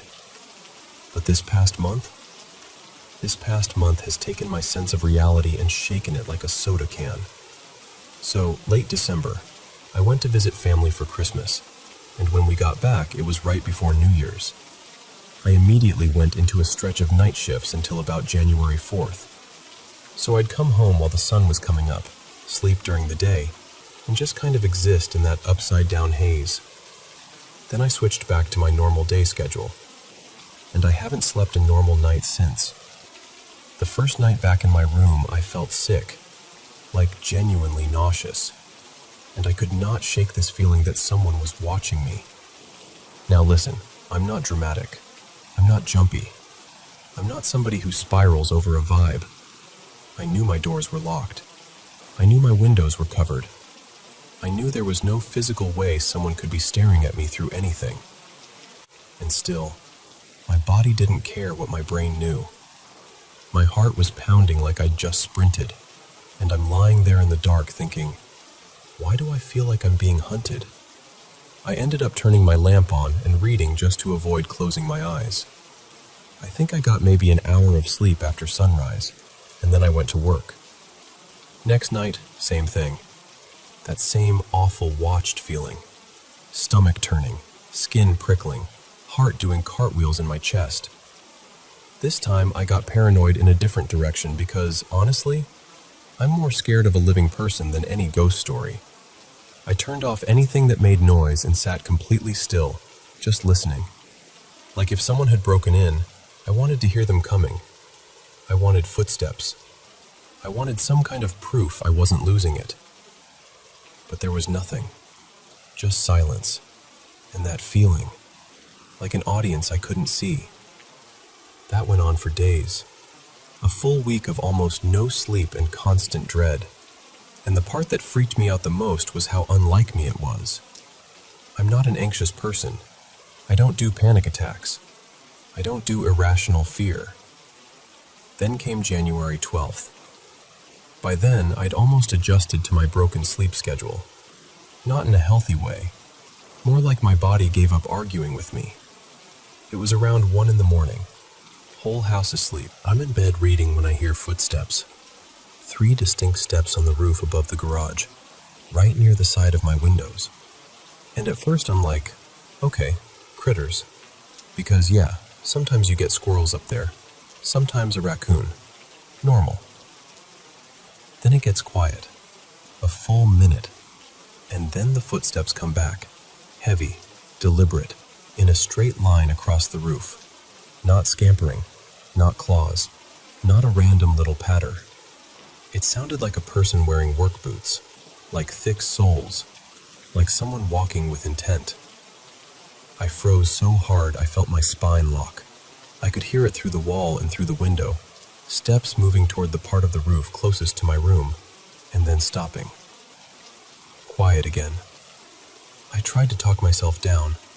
I remember whispering, "It's a big raccoon," like if I said it enough times it would become true. And then, tapping, right at the center of my window. Not a scrape, not wind, not something brushing. Taps, like a knuckle, like a fingernail, like someone politely asking to be let in. And the center of the window is too far to reach from that roof. There's nothing under it. No tree, no awning, nothing. The tapping went on and off for almost an hour. And I want you to understand, my brain was running 2 movies at the same time. One was true crime. Someone is out there. Someone is trying to get in. Someone knows you're awake. The other was every ghost story I've ever heard. Don't open it. Don't acknowledge it. Don't invite it. I did not move. I didn't peek. I didn't pull the curtain. I didn't even breathe right. I sat there with my book open and my heart thumping so hard I thought it might shake the bed. Eventually the tapping stopped, and then the footsteps started again, dragging and shifting across the roof like whoever it was moving away, climbing higher, circling the edge, disappearing toward the far side of the house. Then, after a long, quiet stretch, one final stomp. Heavy, deliberate, like punctuation. Morning came, and I texted my stepdad, his name is Marcus, to check the security cameras when he woke up. Nothing. Not a shadow. Not a flicker. Not a single pixel of evidence. After that night, I didn't sleep with my guard down. I spent the next week basically glued to my legal protection like it was a stuffed animal. The roof noises didn't come back, but something else started. Dragging sounds from the garage attic. The best way I can describe it is like someone's moving heavy boxes, like shuffling, rolling, sliding something across a floor. And it wasn't quick. It would go on and on. From around 11 at night until just before dawn, off and on like whatever was up there was busy. I tried recording it because I needed proof, but my phone microphone barely caught it, like it was embarrassed for me. In person, it was loud enough to make my jaw clench. My family started saying it was sleep deprivation, auditory hallucinations, stress. You're overtired, Leah. That kind of thing. Like if they made it medical enough, it would stop being scary. Marcus even went up there and added heavier insulation to muffle anything I might be hearing. But it didn't stop. And that feeling, being watched, never left. One night, my ceiling vent cracked loud enough to make me jump, like it shifted or popped in a way it never had before. Later on, it turned on automatically, and this scent came through. Cologne. Not ours. Not familiar. Not like laundry detergent or some leftover smell from the house. Cologne. It was coming from the vent. And in the last 5 days, the house started making noise during the day, too. That used to be my safe zone. If I could make it to sunrise, I could finally sleep. I could shower alone, eat something, pretend I wasn't unraveling. But now, things creak in places they never creaked before. The vent moans sometimes, like the metal is flexing and groaning, long and low. The wood floor outside my bedroom cracks like someone heavy is standing out there. But when I look under the door, there's no shadow. And the weirdest part? The noises almost always happen on the opposite floor from wherever I am. If I'm upstairs, I hear it downstairs. If I'm downstairs, it's above me. Like it's staying just out of sight on purpose. Then tonight, this is what finally pushed me into telling anyone, even you. I was downstairs in the living room, alone, quiet, and I heard something fall directly above me. There's an upstairs common area up there, and my cat, his name is Doodle, likes to hop on and off furniture. So I tried to tell myself it was him, but I couldn't take the chance. I was too wound up, too tired, too sure something was playing with me. So I grabbed a kitchen knife, because I guess that's who I am now, and I went up the stairs. Everything upstairs was exactly where it should be. Nothing knocked over. Nothing fallen. No mess. No obvious source. And Doodle? He was in the same chair he'd been in earlier. He hadn't moved. So whatever I heard wasn't him. And then all the creaking started focusing in one spot. There's a room up there we call the storm closet. It's basically a storage room, big enough to feel like a small basement, tucked into a part of the house that never became a bedroom. The door is right off the upstairs common area, and the noises started coming from inside that room.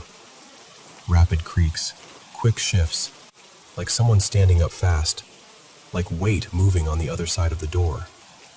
And right after that, the vents overhead made that same long moaning sound, the one they do in my bedroom. I stood there holding a knife, staring at that door, and I'm telling you, I have never wanted to be brave less in my entire life. I did not open it. I stepped back, like the world's worst horror movie character who finally learned something, and God, I can't believe I did this. I held the knife up toward the door and the vent like I was warning the house. Then I went downstairs. It's been about an hour. I'm on the couch now, still listening, and I can hear footsteps above me again. Clear, measured, like someone walking around. Doodle is with me now, pressed against my leg like he knows I'm not okay, but he's not freaking out. The dog isn't losing it either. None of my animals are doing that stereotypical, there's a ghost thing people talk about. So here's where I'm stuck. Is this a spirit? Or is this a person? Because I like true crime, I know about people hiding in houses. I know about the kinds of things mentally unwell people do when they latch onto someone. And that scares me in a very real, practical way. But I also love ghost stories. And I know how they start. Small, subtle, escalating. A feeling, a sound, a pattern. I'm exhausted. I'm terrified. And I've never felt so alone in my own house. because nobody else is experiencing it. Nobody else believes it's real the way it's real to me. And even if it stopped tomorrow, if everything went quiet and peaceful, I don't know if I could sleep anyway, because now I'm afraid of what happens when I finally let my guard down. So tell me, do I call the police or do I call my psychiatrist? Because right now it feels like those are my only options, and I'm desperate enough to pick any of them.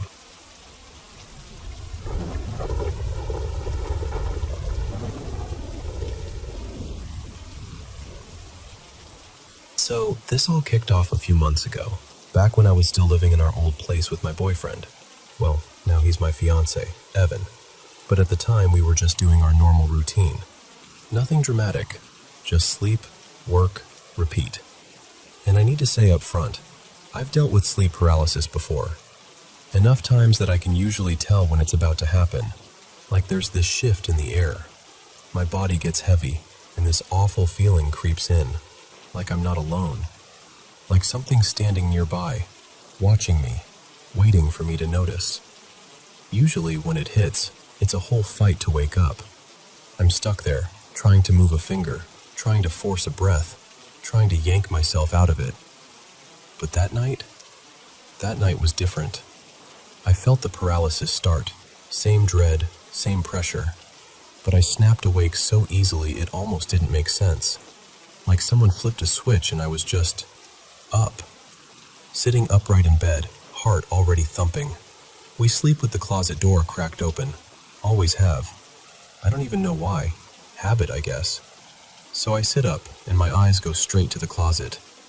And I swear to you, standing there in the doorway was my dad. Except, not my dad. He looked like him, in the way a nightmare can look like someone you love. But his skin was ruined, charred, like he'd been through something unspeakable. Not just burned, cooked. And there were these faint, angry orange glows underneath, like embers showing through splits in the skin. It reminded me of those horror game creatures that look human until you notice they're basically walking ash. And the worst part wasn't even what he looked like. It was that he didn't move. Not even a little. No breathing, no shifting weight, no blink. Just standing there, perfectly still, like he was placed in the doorway and forgotten. My brain tried to be reasonable. My dad works around industrial heat. He's a furnace tech. He's told me stories that make my stomach turn. Guys getting hurt, near misses, things you don't unsee. So I told myself, okay, subconscious, stress, sleep paralysis doing what it does. So I blink hard. I rub my eyes. I stare again. Still there. I was wide awake. I could feel the sheets. I could hear the faint hum of the apartment. Evan was breathing beside me. And that thing, wearing my dad's shape, just stood there. I don't know how to explain what happened next without sounding insane, but I think my mind chose survival over logic. I just laid back down. Like if I didn't acknowledge it, it would stop being real. I turned my face toward the pillow, pulled the blanket up, and somehow, I fell asleep again. I woke up the next morning and told myself it was over. It wasn't. About 2 weeks later, I wake up to my phone blowing up. Texts from my mom, frantic. Like, all caps frantic. She's like, "Are you okay? Please answer." So I'm half asleep, squinting at the screen, and I text back, "Yeah, I'm fine. What's going on?" And she tells me this. That morning, she heard my voice at their back door. Not a knock, not footsteps. My voice, saying, "Mom," over and over and over again. Just, "Mom, Mom, Mom." And I'm sitting there reading this, and my skin goes cold, because I'm thinking, no way. So I ask her, what did I sound like? Not scared, not crying, not urgent, just calm. flat, like someone practicing a word. So I ask her, "Did you open the door?" And she says, "Yes." And I swear, the moment I read that, my whole body felt hollow, like a pit opened up in my chest. Because when she heard that voice, I was still asleep at my own house, miles away. Then the third thing happened, and this one still makes me feel like I'm holding my breath even when I talk about it. About a week after my mom's door incident, my dad tells me he woke up around 1 a.m. and went into the kitchen because he thought he heard something. And when he got there, he saw me standing in their kitchen, not moving, facing the oven. He couldn't see my face fully, but he said he knew it was me in the same way you know someone's silhouette. Same height, same hair, same shape. Just me, standing there in the dark like a mannequin. And again, he tells me this while I'm sitting in my own home, nowhere near them. I asked him, "Are you sure you weren't dreaming?" And he got quiet and said, "I don't think I was." And that's when I started feeling like I couldn't trust the walls anymore.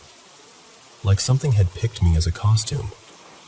Like something was borrowing my voice, my outline, my name, wearing me like a mask and walking up to the people who love me most.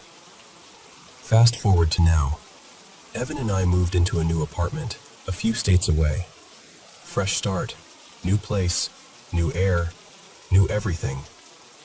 And I thought distance would make it stop. But I'm still on edge all the time. I'm jumpy.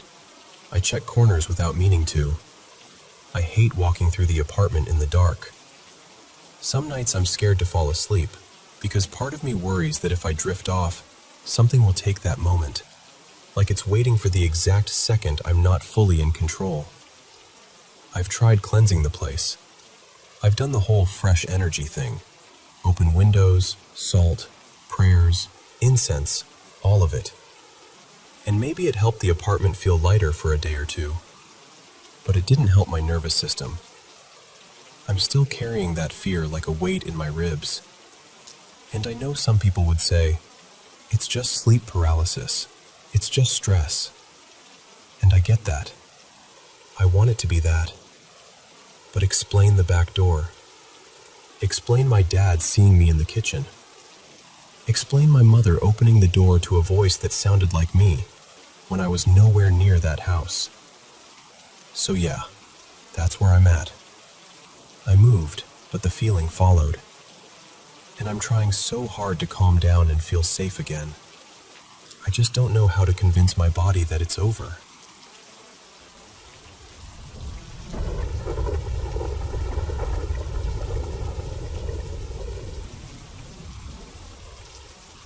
Hey, so I've been carrying this around for a while, and I just need to say it out loud to someone who'll really listen. Earlier this month, my dad's name was Ron, but everyone called him Ronnie, ended up in the hospital. He'd been feeling off for a bit, like run down in that stubborn, "I'm fine" way dads do. He kept insisting it was just the flu or some bug he'd shake off. And then, on his birthday, he went into cardiac arrest. Here's the part that still makes my stomach drop. His birthday is also the same day my mom died. 10 years ago. Cancer. Same date. I don't even know what to do with that. I'm not trying to turn it into some sign or meaning. It's just always felt eerie to me. Like life can be way too precise in the worst ways. They brought him back after the arrest, though. They got a pulse. And for a moment, we were just hopeful. Like, okay, he's still here. We've got a chance. But the truth is, he'd been really sick for years. Since around 2020, honestly. He was tough as nails and would act like everything was normal. But it wasn't. He had a long list of health problems. At one point, he needed a trach, and after that, it felt like hospitals became part of our routine. In and out, over and over. ICU more than once. Near misses that still don't feel real when I look back. It was like he kept slipping away and somehow clawing his way back. After the cardiac arrest, they put him on life support. He needed a lot. High oxygen, the ventilator doing so much of the work, numbers that never really improved the way we kept praying they would. He drifted in and out of consciousness, like he was halfway here and halfway somewhere else. And he stayed in ICU like that, almost 2 weeks. They tried to turn things down, settings, oxygen, meds, and nothing would budge. Nothing. He had pneumonia, but not the typical kind. The doctors explained it was the kind immunocompromised people get. And then, on top of that, there were 2 other infections in his lungs that just would not move, no matter what antibiotics or treatments they tried. Every day felt like waiting for someone to tell us if today was the day things finally turned around, or the day they didn't. And I kept thinking, my dad wanted to live. He was the kind of person who would choose, save me at all costs. He wasn't someone who would quietly give up. So I held on to that, like determination could carry him through. But his body was exhausted. Last Friday, I was at work when palliative care called. They told me to come right away. Immediately. My heart started racing before they even finished the sentence, because you don't get a call like that unless something has shifted. When we got there, they were gentle, but clear. They said the chances of him making it out, like really making it out, were very slim. And they explained what the next steps could look like, keeping him on everything, hoping for something that wasn't showing signs of happening, or moving him to comfort care and letting him go peacefully. And then came the decision. It was me and my stepmom, Lena. We're the ones who had to choose. And I don't even know how to describe what that feels like. It's not like making a decision in real life, where you weigh pros and cons.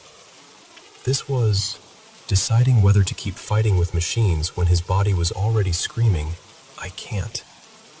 It was the hardest thing I've ever done. Nothing comes close. I stayed with him the entire day. So many people came. Family, friends, people I didn't even expect. And weirdly, that made me happy in the middle of all this pain, because he was loved. So loved. There was support wrapped around him, even if he couldn't fully take it in. We didn't tell him exactly what we were doing. We didn't say, we're taking you off everything. I couldn't.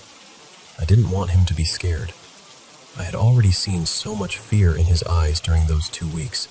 This wide, helpless fear, like he didn't know what was happening or who to trust. He'd had ICU delirium too.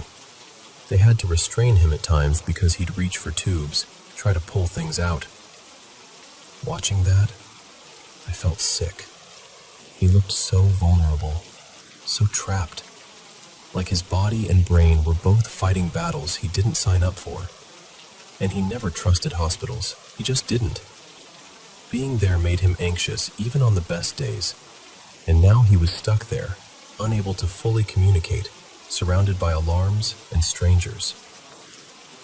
At one point, I asked a doctor if I was doing the right thing. I needed someone to tell me I wasn't about to ruin my life with regret. And the doctor looked at me and said something I'll never forget. You're not making the choice. His body is. He's tired. When it was time, they started the medications to keep him comfortable. And I thought, okay, maybe this part will be gentle. Maybe he'll just slip away. But watching him die was horrible. It took a little over 2 hours, and it didn't look peaceful the way people sometimes describe. It looked like his body was still trying to hang on, even as we were begging it to let go. The meds helped, but there were moments where it felt like he was fighting through them. I remember thinking, what if he thinks we abandoned him? What if he's trying to tell us something and can't? I kept asking if he was in pain, over and over. I'd lean in and ask, "Ronnie, are you hurting?" And he shook his head no. That matters. I know it does. But still, my brain keeps replaying everything and trying to turn it into a trial where I'm the defendant. And then there's this other piece that's been haunting me. I heard them mention ICU beds. Like there were people waiting, really sick, needing space. And it made this ugly doubt bloom in my chest. What if they pushed us toward this decision because they needed the bed? I don't even like admitting I thought that, because I know he wasn't getting better. I know the infections weren't moving. I know the settings couldn't come down. I know all the facts. But grief doesn't live in facts. Grief lives in what if. Because he's been in ICU before and somehow made it out. More than once. He was a fighter. So now I keep thinking, what if this could have been another one of those times? What if he would have turned a corner on day 15? Day 16? My sister, Maya, she wasn't POA. It was just me and Lena. But she questioned us. Not in a cruel way, just in a scared way. She said, "What if he can get better?" And that sentence has been bouncing around in my head ever since, like a pinball I can't stop. And then, there's this other thing I'm almost embarrassed to say out loud, but it's real. Sometimes I knew when someone was going to die. With my mom, I had this knowing. With pets. With a couple other people. And with my dad, I had this horrible, quiet certainty about his age. I kept thinking my mom would be 53 and my dad would be 62. And they both passed right after turning those ages. Like, right after. That knowing has given me so much anxiety because I kept hoping I was wrong. This past Christmas, my boyfriend, Ethan, and I stayed longer at my dad's house than usual because something in me was screaming that time was running out. And now I keep replaying that too, like, did I sense it? Or did I create it? The part that hurts in a completely different way is this. I'm not even 30 yet, and I've lost both my parents. And I'm struggling. I'm really struggling. But I also feel relief, and then I feel guilty for the relief, because he's not sick anymore. He's not scared in a hospital bed anymore. He's not fighting infections and machines and delirium, and I'm not waking up every day with that heavy dread in my chest, wondering if today is the day I get that phone call. I worried about him every single day since 2020. Every day. And now, that part is over. And I hate myself a little for admitting that it's a relief. But it's true. I felt something similar when my mom died too. She was so sick, and watching her suffer was its own kind of torture. When she passed, there was grief, and there was also this quiet release, like the suffering had finally stopped. So now I'm here, holding all of it at once. Love, loss, guilt, relief, doubt, and this endless loop of what if. And honestly, it just really sucks.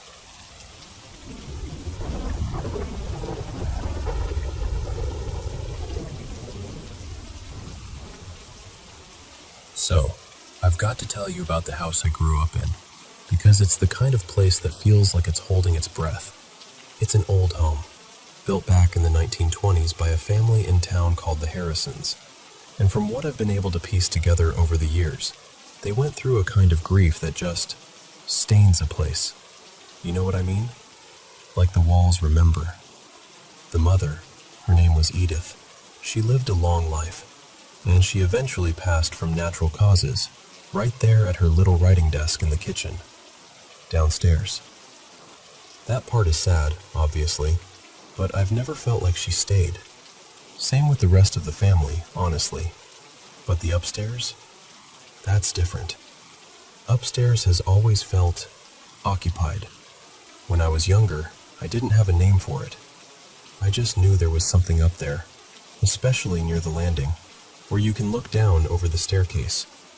It was like there was a heaviness parked in that spot, like an invisible person who never moved on. Years later, after I got older and started digging into the history, I learned about Edith's son. His name was Daniel Harrison Jr., and his story hit me right in the chest. In the late 1950s, Daniel got wrecked by life in a way that's painfully human. He'd lost his money, bad business decisions, debts piling up, and on top of that, his marriage fell apart in this ugly, drawn-out divorce. The kind where you don't just lose a partner, you lose your sense of who you are. He ended up moving back into the house with his mother, kind of defeated, kind of stuck. People around town described him as quiet after that, which is such a gentle way to say someone is drowning. And eventually, he couldn't take it anymore. From what I've been told, and what records hint at, Daniel went upstairs and took his own life, right above that landing that overlooks the stairs. The exact place that's always felt wrong to me. That detail made my stomach flip when I first read it, because it was like the house finally explained itself. I'll be honest, finding out his name weirdly made me feel calmer. Not because it isn't tragic, it is. It's awful. But because it meant the presence I'd lived with all those years didn't feel like some faceless monster. It felt like a person. A desperate, hurting person. And I hate admitting this, but I understood it. I've never wanted to die, not truly, and I wouldn't do that to myself. But I know what it's like to brush up against depression so hard, you start thinking thoughts that scare you. That dark, hopeless tunnel feeling. So when I learned Daniel's story, I felt sad, but not terrified.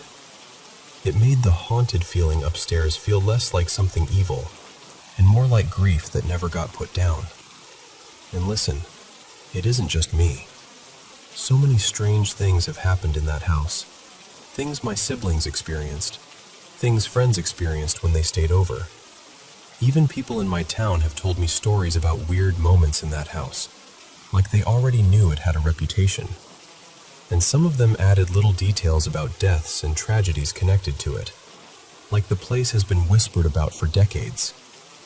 More recently, my own grandmother passed away in the house, but I didn't feel her.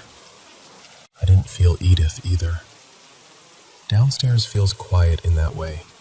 Sad memories, sure, but not present. The only thing I've ever truly felt as a presence is still upstairs. That same heavy, watchful feeling I've known since childhood. And now, I believe it's Daniel. There's this video I took recently because I wanted proof, or at least something tangible. In it, you'll hear me actually call his name. I'm talking to him like he can hear me, like he's right there. And while I'm standing at the bottom of the staircase, the stairs leading up to where he died, you hear this loud thump. Just a solid hit, like something heavy dropped. And then a few seconds later, you hear two loud scraping sounds, like something dragged across the floor up there. And the thing is, nobody was upstairs. No friends, no siblings, nothing. And none of my pets were up there either. I checked. I always check. So when I listen back to that audio, I get this chill. Not the horror movie kind, not the run for your life kind. More like that unmistakable feeling of being responded to. Like something heard me. Like someone heard their name. And I don't know if that's comforting or devastating, but I know the upstairs still doesn't feel empty. Not even after all these years.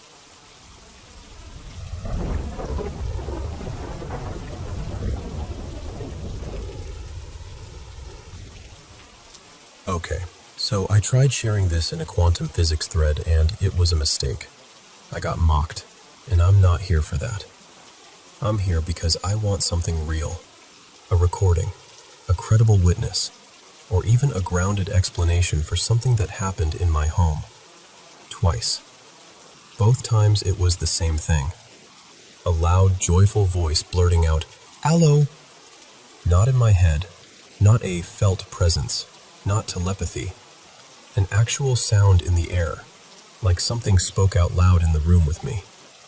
The kind of sound that makes your body jolt before you even think. The first time it happened, I was in the living room. It was early evening, already dark outside, maybe around 5:15-ish. I wasn't stressed. I wasn't drunk or high. I was just normal. And suddenly, right beside me, like half an arm's length away, "Allo!"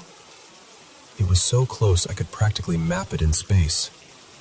The sound felt wide, like it had presence, not thin like someone shouting through a phone. More like a voice projected into the room, the way a nearby speaker fills the air around you. I jumped. My 2 cats, Miso and Juniper, jumped too, instantly bristling and scanning. They didn't react like, "Oh, a noise." They reacted like something had appeared. The second time was weeks later, late at night, close to midnight. Different room, the kitchen, right next to the living room. Same exact voice, same tone, same cheerful, almost sing-song delivery. "Allo!" And again, no visible source. But I could place where it came from, and this time it felt farther, like it came from the back corner of the kitchen. Here's the part that keeps getting under my skin. My cats didn't just startle. They tracked something. Right after the voice, both of them locked onto the same spot near the pantry area, the way cats do when they're watching a bug. Except there was nothing there. They followed it like it was moving, sometimes still, then suddenly darting fast, like it could zip from one place to another. Juniper stayed on it for nearly 15 minutes, pacing and staring, then whipping her head to a new point like whatever it was had jumped. I picked her up to calm her down. Didn't matter. Her eyes kept snapping back to it. She was tense, not curious. And cats get spooked by weird things all the time, sure. But both of them reacting the same way, right after the same voice, twice? That's what I can't shrug off. If it had happened once, I could have convinced myself it was a fluke. Neighbors, a radio, some odd acoustic trick, my brain misfiring, whatever. But it happened twice, in 2 adjacent rooms, with the same exact word and same older woman vibe to the voice. And this is an old house, about a century old, so of course everyone wants to jump straight to ghost stories. But that's not where I'm going with this. I'm not interested in myths, religion, or feeding fear. I'm not trying to turn this into a spooky campfire tale. I want facts, or at least theories that respect reality. Acoustics, electronics, weird interference, something environmental. Anything that could create a clean external voice in open air that 2 cats and a human all react to at the same moment. So if anyone has had something like this, an actual audible voice in the room, not imagined, especially with an animal reacting too, I want to hear it. Ideally with a recording, or an honest, detailed account, or a theory that doesn't treat me like I'm stupid for asking. That's all. I'm just looking for something solid.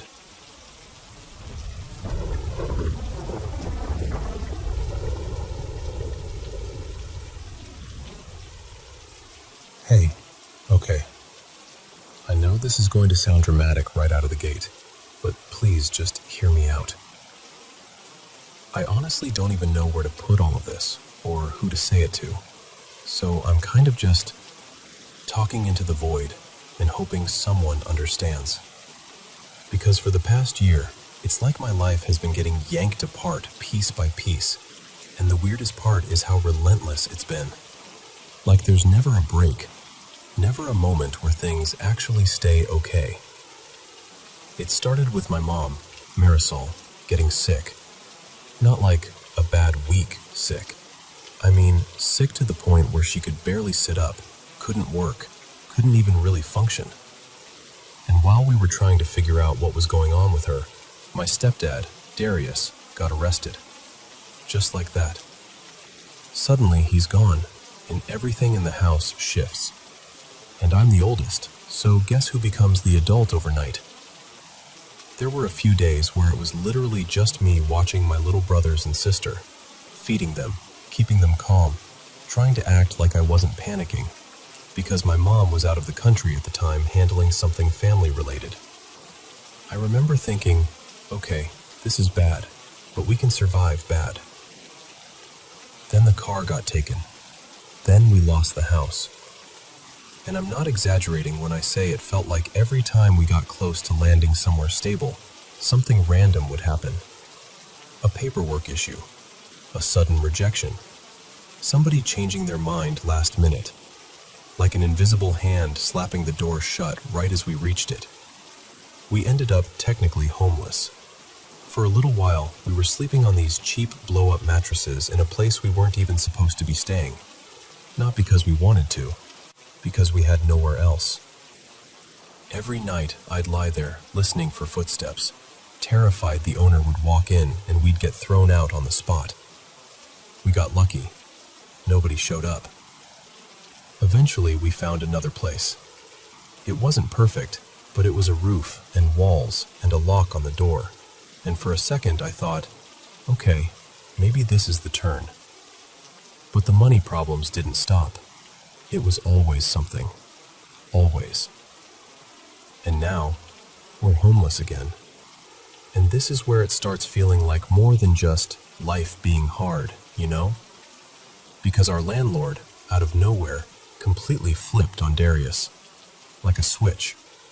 And he tells us, basically last minute, that we need to pay $5,000 or we need to be out by early morning the next day. Early morning. Like we're not people, like we're not a family, like we can just spawn $5,000 out of thin air overnight. And the thing is, we'd only been in that place for a little over 4 months. 4 months.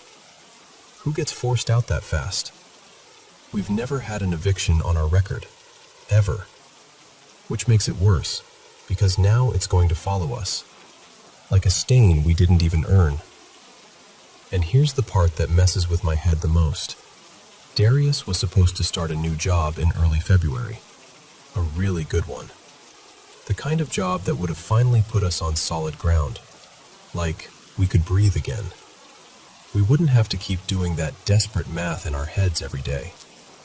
And that's what I mean when I say it feels like every time something good shows up, something else rushes in to ruin it before it can land.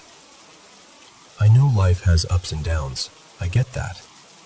But this has felt like a constant downhill slide with no bottom. Like we're running in place in a storm and getting punished for even trying. Right now we're in this gross little motel, just for a week. One of those places where the carpet feels damp even when it's dry, and everything smells like old smoke no matter what. And once this week is over, I honestly don't know what happens next. And okay, this is where it gets weird. Like, really weird. Because it's not just the bad luck. A couple weeks before we got kicked out, I started noticing things in the house shifting on their own. Small stuff at first, like I'd set something down and it wouldn't be where I left it. Or I'd see something move just slightly out of the corner of my eye. And I tried to rationalize it, because that's what you do. You tell yourself you're tired, stressed, imagining things. But then last night, we had the TV on, and listen, every time we put on a horror movie, especially ones about demonic stuff, the TV would just shut off. Like someone hit the power button. But when we switched to something normal, like a comedy, it stayed on. No problem. No flickering. No shutting off. And I know how that sounds. I do. I'm already hearing the comments in my head. It's a glitch. It's the remote. It's the outlet. But it happened more than once, and only with those movies. And it felt targeted. Like a warning. Then my little brother, Eli, tells me he woke up a few nights ago around 3 a.m. and heard someone whistling. Not outside, not faint, like it was in the place. A tune, like somebody just casually whistling while everyone was asleep. No one else was up. And I swear to you, I'm not trying to write a horror story. I wish this was fake. I wish I could laugh about it and say I was being dramatic. But I can't shake the feeling that something is hanging over us. Like something got invited in somehow, and now it's just feeding off everything. Every time we try to climb out, it yanks us back down. I don't know if it's a curse or some kind of entity, or just the cruelest streak of coincidences I've ever seen, but it feels eerie in my bones. And I'm sitting here, in this motel, trying to keep my siblings calm, trying to act normal, while inside I'm thinking, what if this isn't normal? What if something is actually wrong? And what do you even do when you don't know what you're fighting?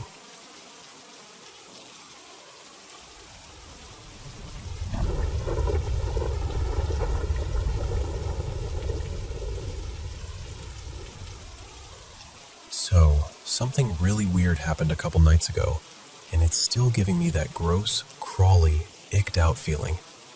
I figured I'd tell you like I'd tell a friend, because I honestly don't know what to make of it. Okay, context first. My partner, Marin, and I have this goofy little thing we do when we're being dumb together. It's this super specific, high-pitched tongue trill sound, like a rapid little chir-chir-chir. Not a word, not a whistle, not a bird call, just this ridiculous noise we bounce back and forth when we're feeling playful. And the thing is, it's so oddly specific that we've never heard anyone else make it. Not on TV, not out in public, not anywhere. That night was just one of those cozy, giggly nights. We each had one gummy, nothing wild, put on a playlist, watched a couple movies on the couch, and we're generally being idiots in the best way. At some point, we definitely did our little trill at each other a few times, laughing like children. Around midnight, we wandered into the bedroom and crashed pretty quickly. Like, lights out, done. And then, 3:31 a.m. I wake up instantly to that exact trill sound, the exact one I just described, coming from the living room. Not muffled, not distant, not like maybe that was a pipe or maybe that was the building settling. It sounded clear, like it was happening in our apartment, in that room, right where we'd been earlier. At first, I'm trying to talk myself down like, okay, nightmare, brain replaying nonsense. But then I roll over, and Marin is already sitting straight up in bed too, wide awake, staring toward the door. We just looked at each other for a second, one of those silent, loaded looks like, please tell me you heard that. Then she whispers my name and goes, was that? And she immediately starts calling for our cat, Pepper, thinking maybe Pepper made some weird meow or chirp. Except Pepper was asleep, curled up right by the bed. Didn't even flinch. Full-on cozy coma. That's when my stomach dropped.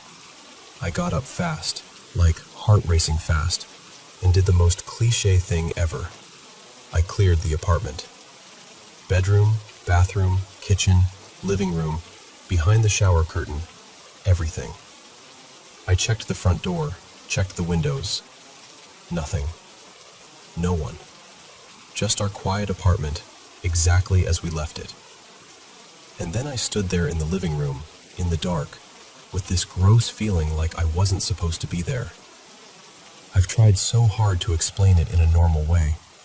We live in an older building, but it's solid. The walls are thick enough that we barely hear our neighbors. Sometimes we'll hear faint footsteps from upstairs, but voices are rare, and if we do hear anything, it's always muted, always obviously through a wall. Even storms can roll in and we won't notice until we look outside. And what we heard wasn't even loud. That's the creepy part. It was just distinct. like it was close enough to be personal. The obvious explanations don't sit right either. It was a dream doesn't work because we both woke up at the same time and both reacted. And Marin sleeps like a rock. She's the kind of sleeper who could snooze through a parade. The gummy angle doesn't fully land for me either, because sure, weird half-dreams happen, but both of us hearing the same specific sound at the same moment? So yeah, we don't feel unsafe exactly. It's not like we're terrified to go home or anything. It's more like we feel watched by the moment, if that makes sense. Like something reached into our space just enough to remind us it could. So I'm sitting here with this lingering, uneasy question. What was that? And has anything like this ever happened to you? Because I keep replaying that clear, ridiculous trill in my head, and I swear it makes my skin crawl every time.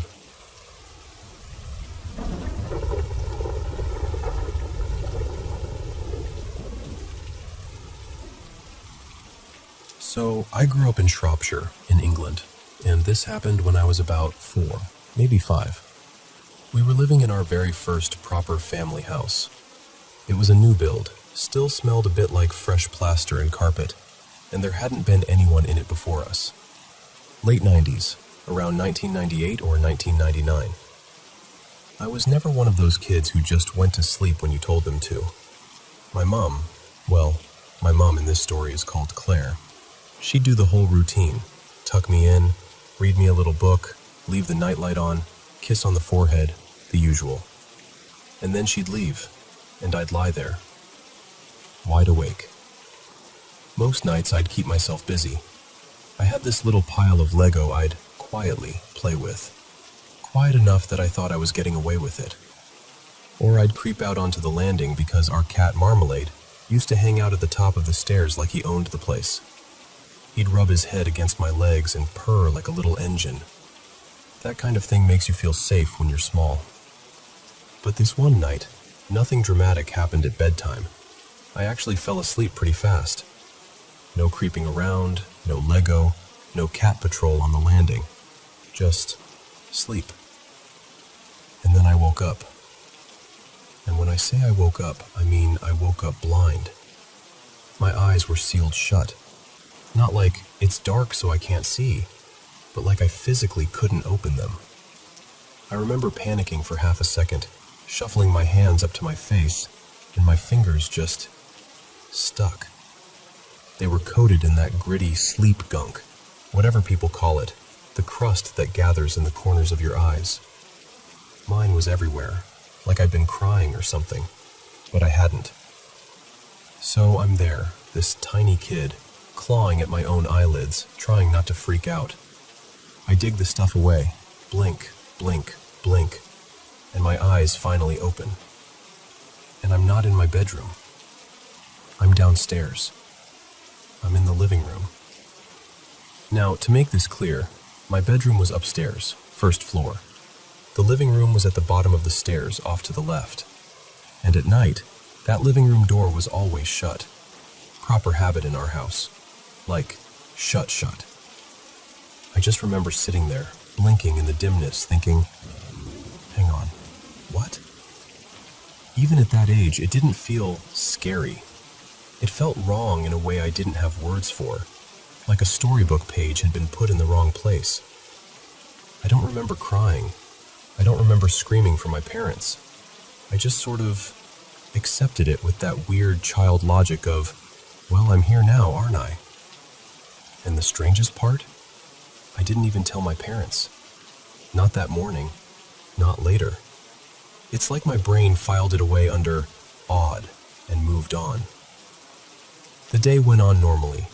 Breakfast, cartoons, whatever kids do. No big moment where I sat my mom and dad down and said, by the way, I teleported downstairs in my sleep.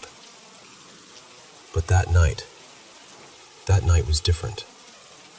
As soon as bedtime came around, I got this pure, ugly terror in my chest, like the air in my room had turned heavy. The nightlight suddenly felt useless, like putting a plaster on something massive. I remember just knowing something was coming. Not imagining, not guessing, knowing. That kind of fear where your body decides before your thoughts do. So I bolted. I ran straight into my parents' room. My dad, let's call him Gareth, was normally strict. Very, "You're fine, go back to bed," sort of parent. But that night, even he let me climb in. Eventually, I fell asleep. Then I woke up again, still dark. The kind of dark where you don't know if it's midnight or 3 in the morning. And something grabbed me. Not a gentle tug, not I rolled and felt weird. Something dragged me down the bed, towards the foot. I remember the fabric pulling under my back and the sudden, shocking lift.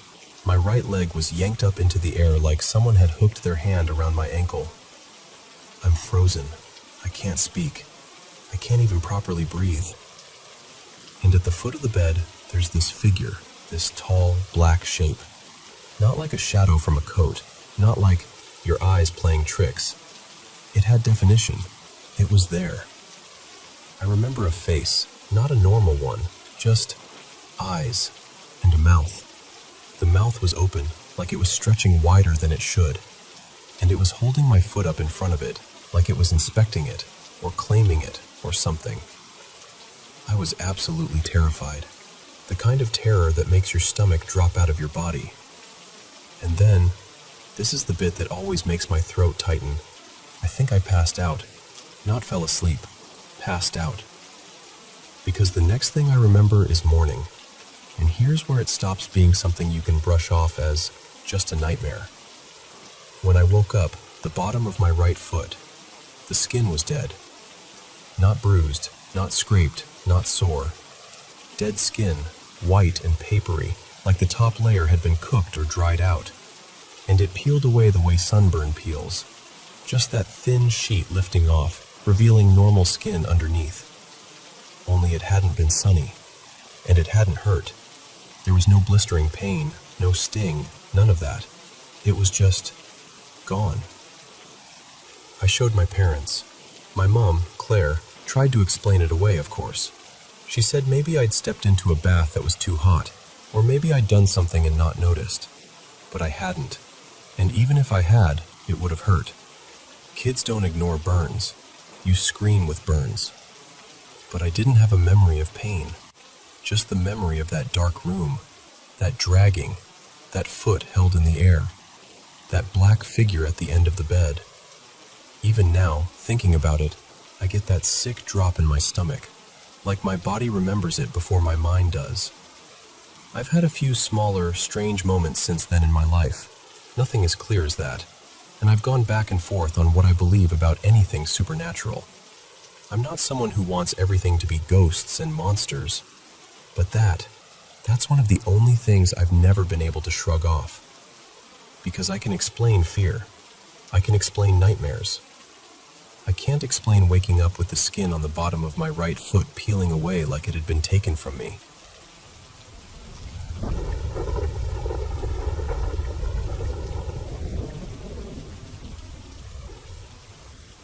I don't usually nap.